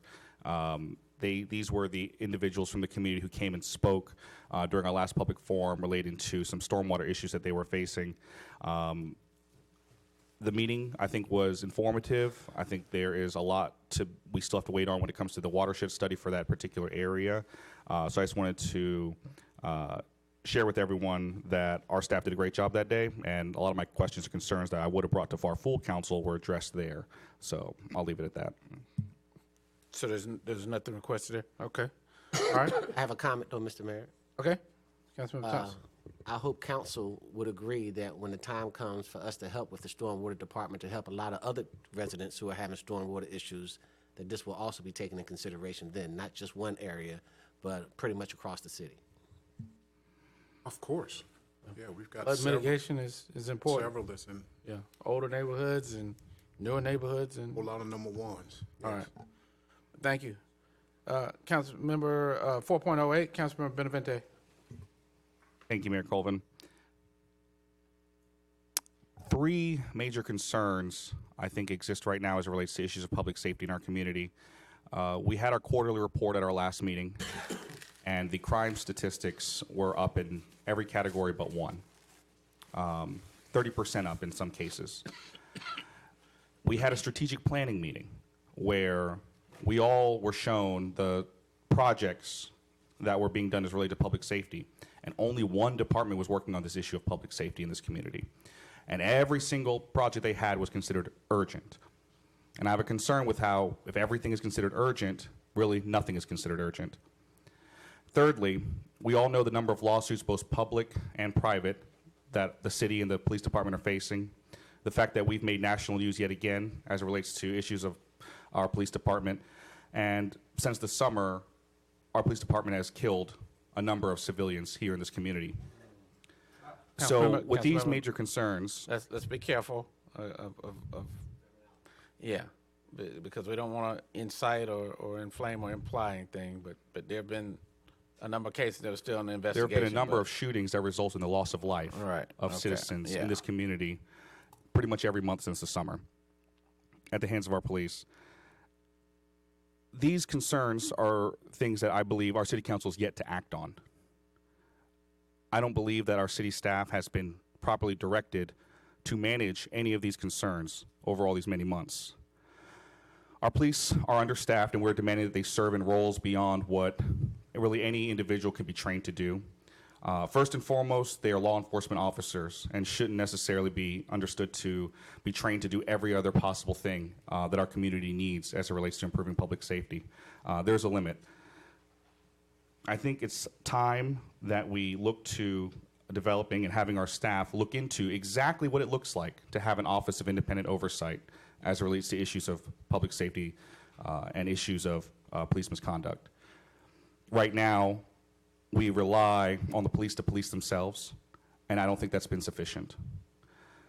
In fact, I think there's always going to be an issue of a police chief, especially as we consider a brand new one coming in, who is going to always have to weigh accountability against a particular incident, against the ripple effect it's going to have across their entire department. So instead of relying on the politics of that department to sort themselves out at issues of accountability, we need to separate entirely that particular issue from the police department. And I think an objective third party outside of that department can do that best. And certainly they won't just wait until an incident makes national news again. That same individual's got a lot of work to do, 9 to 5, 40 hours a week outside of that. I said it earlier when we were talking about the federal agenda that we might have. Right now, we're still waiting until that emergency room situation. And when it comes to the health of our community, I think we're long past the time where we're sending every issue straight to the emergency room.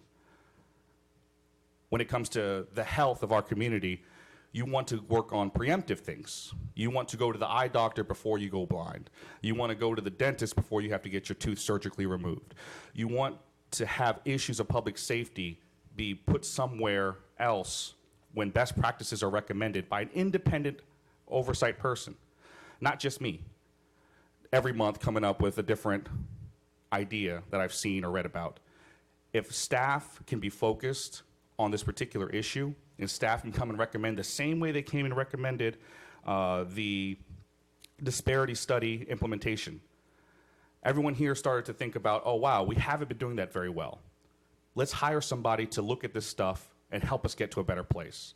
That's exactly what I'm asking for as it relates to public safety. The crime stats are gotten to the point where they are now. They're worse than they were last quarter. We're still doing the same thing, hoping for different results. And I think it's high time that we finally address what every person coming to public forum, most people come to public forums, come and talk about, which is their concerns with our lack of action on these issues. So this is why I'm hoping that we can direct our staff very specifically to come back with an A plan, B plan, C plan. This is what works in other communities. This is what works in other cities. What does it look like for Fayetteville? But we've got to be direct in letting our staff know that that's our priority, not just hoping that our city manager, also becomes the policymaker telling us what he's going to do. We have to be the ones to direct the policy on this front. Okay. Councilman Benavente, any questions, Councilman? I have a comment, Mr. Mayor. Councilman Thompson. Councilman, first, I would like to thank you for bringing to the attention that safety is a priority, and that's not just a priority of yours, it's a priority of all of ours. So I don't want the public to get misconstrued that we're not concerned about their safety or the safety of the residents of the entire city. I think where we're falling short is that we're coming up with too many different ideas. I think me and you were in the same conference when we were in Kansas City about how they had a program that can help with the public safety. But you talked once about too many items fall under the police department. Well, this item fell under the police department, and this item was also discovered that anything that has to do with safety has to fall under the police department, and it has to come out of the general fund. So I think it would behoove us and behoove this council for us to get together as small groups with the manager to see what program does work, whether it's the program you were talking about in Detroit or the one in Atlanta or the one in St. Louis, that will help benefit Fayetteville. So I'm not opposed to the idea. I'm just opposed to the way that you're bringing too many different ideas that we can't just focus on one. But don't get it misconstrued. We're all about safety for all of the residents in the city of Fayetteville. And if we can do that, I can support that. Let's Thank you, Mr. let's Mayor. act on it now then. If that's true, let's act on it now. So any other questions, comments? Councilmember Banks McLaughlin. Just for clarity, so you're wanting staff to just bring back information to see what that would possibly look like? Okay. So, I had a question. So you put in a similar request about 2 weeks ago, or last work session, Office of Community Safety. So what is the difference between the previous request and this?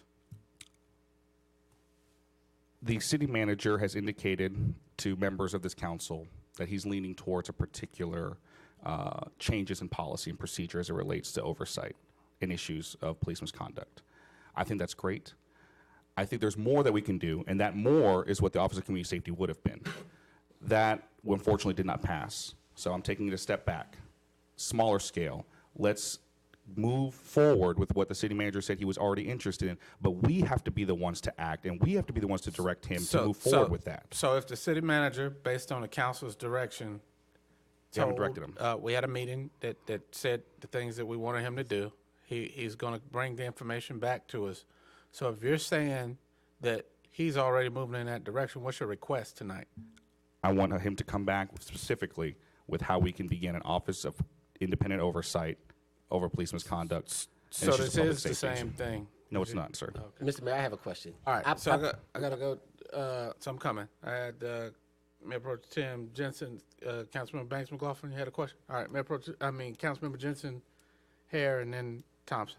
But I still need to circle back to answer, to hear from city manager about. So I think I'm going to do that for you, so Well, my thank question you, was going to be- Mr. Mayor. So what I'm hearing is that the city manager is working on this, that there has been conversations, which I understand because it is a passion of yours. We all want public safety, and thank you, Councilmember Thompson, for bringing that up. We're all in the same boat of that. But what I'm hearing is that the city manager is working on it. Is that he had some solutions to come back to us? Is that not what I Give him a heard from you? chance to respond. Very briefly, Council, when we had the issue with Ms. Dunlap, we came back and we said we were doing three things. One was that we were changing our notification system to people who file complaints against the police department, doing it in advance and telling them how long the process would take, and any deviation from that process would result in them getting an additional notification.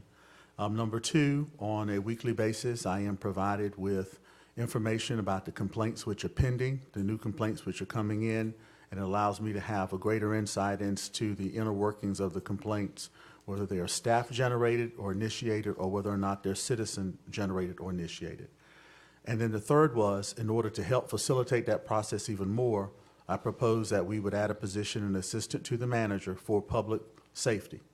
That would be kind of my eyes and ears. And so if we had a situation where we needed someone to go out in the community and talk to a group, this position, again, with my reporting directly to the manager, and separate from the police department, assigned to the city manager's office, would allow me to have more hands and eyes and ears on those types of situations for quicker results and resolution.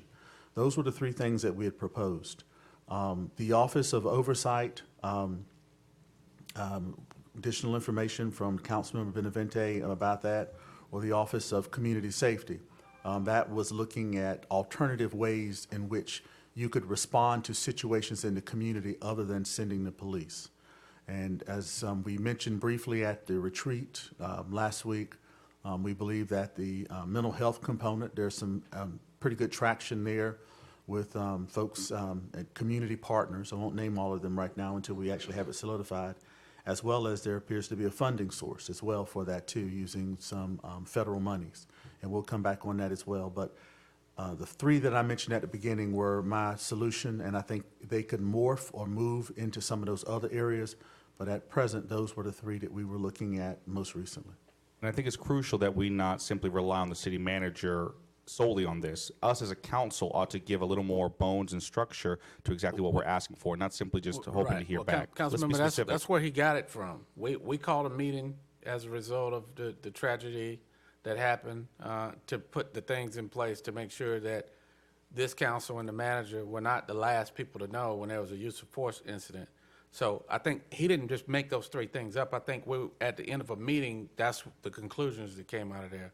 So we just wanted to make sure we were clear about where we are to compare that against what you're saying, because what you're saying is that he was already moving there, but you're wanting something in addition to that.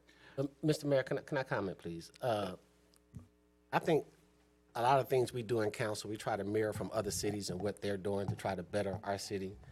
And I think what Councilman Benavidez is talking about is when we went to a safe and secure city presentation. And if he wouldn't mind amending his motion, I think it would best if we can sit down, have a dialogue with, I think, that mayor and the other individual lady to figure out what their program was, what their program was called, how much their program cost, present that to council or to the manager, and bring it back to council to see if we can approve that. That would be something I would be able to approve. Well, you know, let me say that you remember during the strategic plan, the facilitator said that there was always a reaction to something. That you were constantly bringing back new initiatives, reaction. So we've assigned a manager to execute directives to bring back something that we don't know what it looks like because we haven't given him time to bring it back. So, I mean, I'm not necessarily opposed to anything that prevents confrontation and interaction between the police and the citizens to not turn out favorably for anybody. But we've asked him to do something, a month ago, and or better, and he named the three things. So we have now we're looking to assign or morph or change that. Give an opportunity to receive I that information. would, you know, if I vote against this or can't support it, it's because I want to kind of hear what the recommendation are to bring it back. Any of it is a strong step toward balancing and changing the way things are. But sir, that's my opinion. Councilmember Hondros, you had something? Thank you, Mr. Mayor. Just to echo what a lot of you have already said, I think public safety is important to every single one of us. I think a reservation some of us may have to something like this, something that's new to our city, to our community, because let's face it, humans are creatures of habit, and sometimes we're reluctant to change. I think most of us have a huge respect for our law enforcement officers and wouldn't want something like this to imply that they're not doing what they could be doing. And for me, I'm looking at it from a different perspective, is that something like this could enhance what they're doing because it allows them to focus on their core mission, which is law enforcement, and can take off of their plate, potentially, if done right. And I think I like the conversation about looking at peer cities, looking at other cities, what they've tried, what worked, what didn't work, and trying to customize it to what best fits Fayetteville. Because every city is unique in its own demographics, in its own characteristics, in its own history. But I feel that this, if we do it properly, and that's why I think the research is important, but if it's done right, it can actually enhance law enforcement's mission. It can take pressure and a burden off of them to where, while it might seem scary now because there's a bit of an unknown, when it's all said and done, we can look back and say, you know, this was one of the best things we ever did for the Fayetteville Police Department because it allows them to focus on their core mission instead of doing things like mental health that they're not trained to do. Well, I don't think we're debating that, and we've got to move this along. But what I was unable to hear before we ask him to ask for whatever your ask of council is, what is the difference between what you're asking and what the manager is bringing? I think we need to be specific about what we're trying to achieve. The direction that You're asking for it, so what specifically are you asking for? information related to the Regarding? development of an Office of Independent Oversight that would do the things that he's talking about. But there is different communities with different versions of this. And I think if we got the same way when the police chief came in and said, hey, Durham does it this way, this community does it that way, we got ABC options, and then we said which one we preferred to move forward with. I want the same ABC option. So even though he's bringing back ABC, you're saying you I want... think the way that this typically works is city council directs the manager. Yes, but we did, and we haven't had a chance to bring it back. But this is your ask, That's and right. we've already been here We 15 have. minutes. So consensus to... So if I can, consensus for the city's manager to bring back information related. And if he's already done it, then great, we'll get it back quicker. Office of Independent Oversight. All right, show of hands. Those in favor? We're ready to move on. Yes, sir. Would you be willing to change that to an Office of Community Safety Would I? instead of independent oversight? Yes. If there's consensus from enough people, yes. Okay. I'm more concerned with the function of it versus the name of it. So I hadn't really quite heard. But the question's on the floor. Well, it's for research, right? So staff's going to bring that back to us, right? But you know, if we've told him to research something, and he's articulated what he's researching. I've asked the question 2-3 times in 2-3 different ways about what Councilmember Benavente's request is. So before the floor is what it is. I haven't quite heard it, but that's what's on the floor is what he stated. So those in favor of the request? Come on, Councilmember Hondros, we got to move this. Request Ask for me the to city repeat the manager to, yes, sir, I'd be glad to repeat it. My ask is that our city manager come back to the city council with information related to the development of an Office of Independent Oversight. All right, show of hands, those in favor? All right. Item 4.09.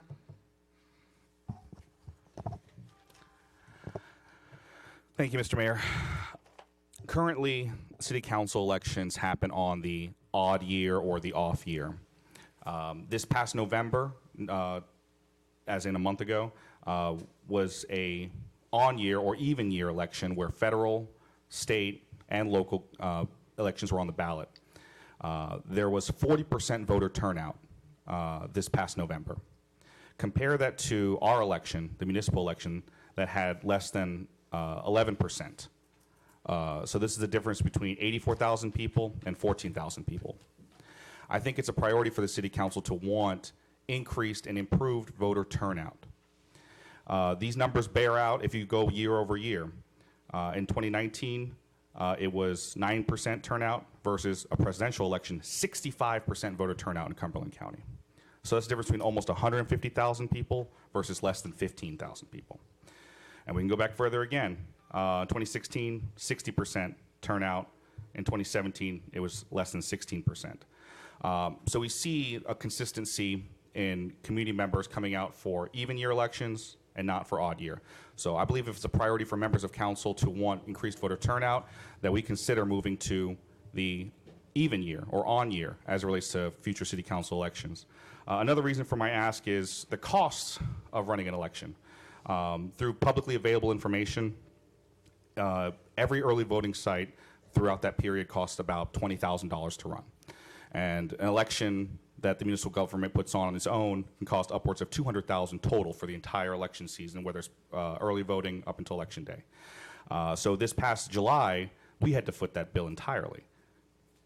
So we're talking about cost savings as it relates to what our municipal government has to pay out versus when there's a federal race on the ballot, all of a sudden the county gets money from the state, which gets money from the federal government to run those elections.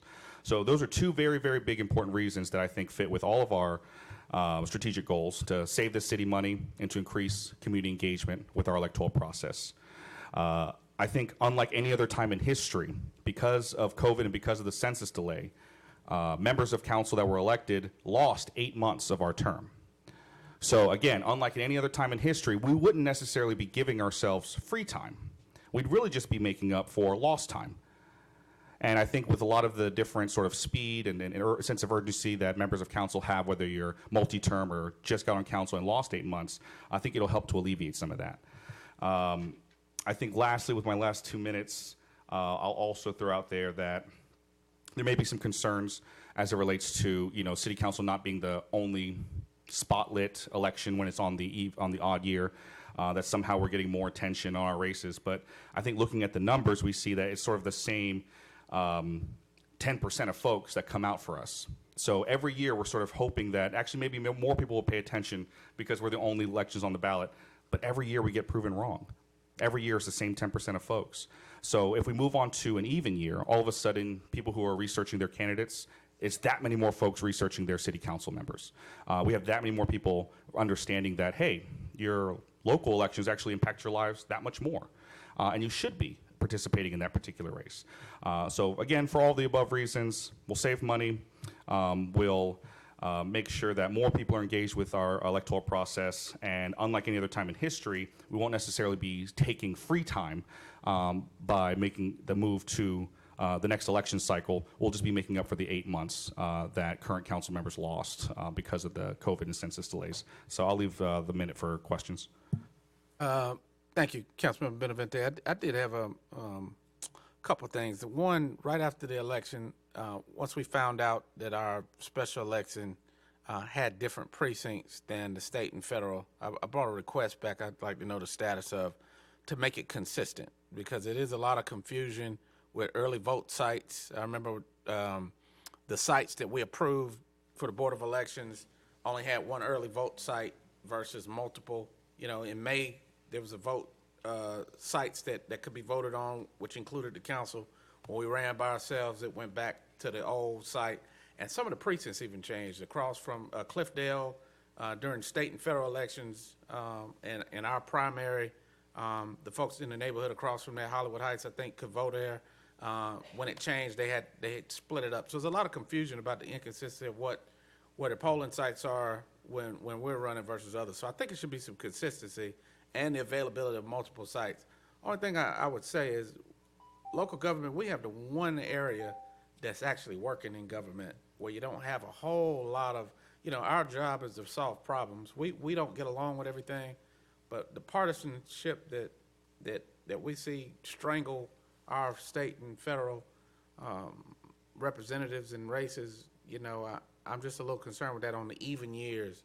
I like it in principle, but I think that it's going to be caught up in a lot of the partisan discussions that, so far we've been able to avoid that. That's just my 2 cents. So I'm still kind of on the fence about it. Councilmember Jensen. Thank you, Mr. Mayor, and I'm going to go along with the same lines. As of right now, I feel that I can't support it, and the reason why is I have thought of it before. But we are the most, and to me, we are the most important election because we are local government, and we are on the back side of the ballot. So when we are in an election like that, number one, it does become partisan, which I think is an issue for city government. And we will be the last vote on the ticket. So especially if we are during a presidential election, there is going to probably be more than it might even be 2 ballots for all we know, but we will be the last one, and we are the ones that affect our citizens' lives every day. So that's where I would have to be sold on it, and the consistency is a huge part of it. Thank you. All right, Councilmember Thompson. I just have a question, Mr. Mayor. Would it take a referendum for us to change that? We would be able to do it? It's a charter change. Madam Attorney, we have the ability to change election cycles and staggered terms and term limits, right? Yes, sir. I believe that's a charter amendment. And Mayor, for what it's worth, my ask will be for the city attorney and for the city manager to come back with exactly what that process is. So during a full city council meeting, when everyone is here, we can say yes or no and have maybe a deeper discussion about addressing some of the concerns that yourself and Councilmember Jensen had brought up. So my ask is not that we commit to it necessarily, but that we find out exactly what it's about. All right. My bigger concern would be, well, why would everybody be on the ballot at the same time? But I guess that's a different discussion. You said, why would they be? I think we should stagger where everybody is not being elected Yeah, at the same time. yeah. I got you. Well, that's a separate request. I think right now he's. All right. So, council, any more? No, sir. All I right. move that we request the city manager and city attorney come back to us during full council meeting with exactly how that would happen. All right. Those in favor of that? All right. All right. Those in favor was no one? Y'all have a good evening.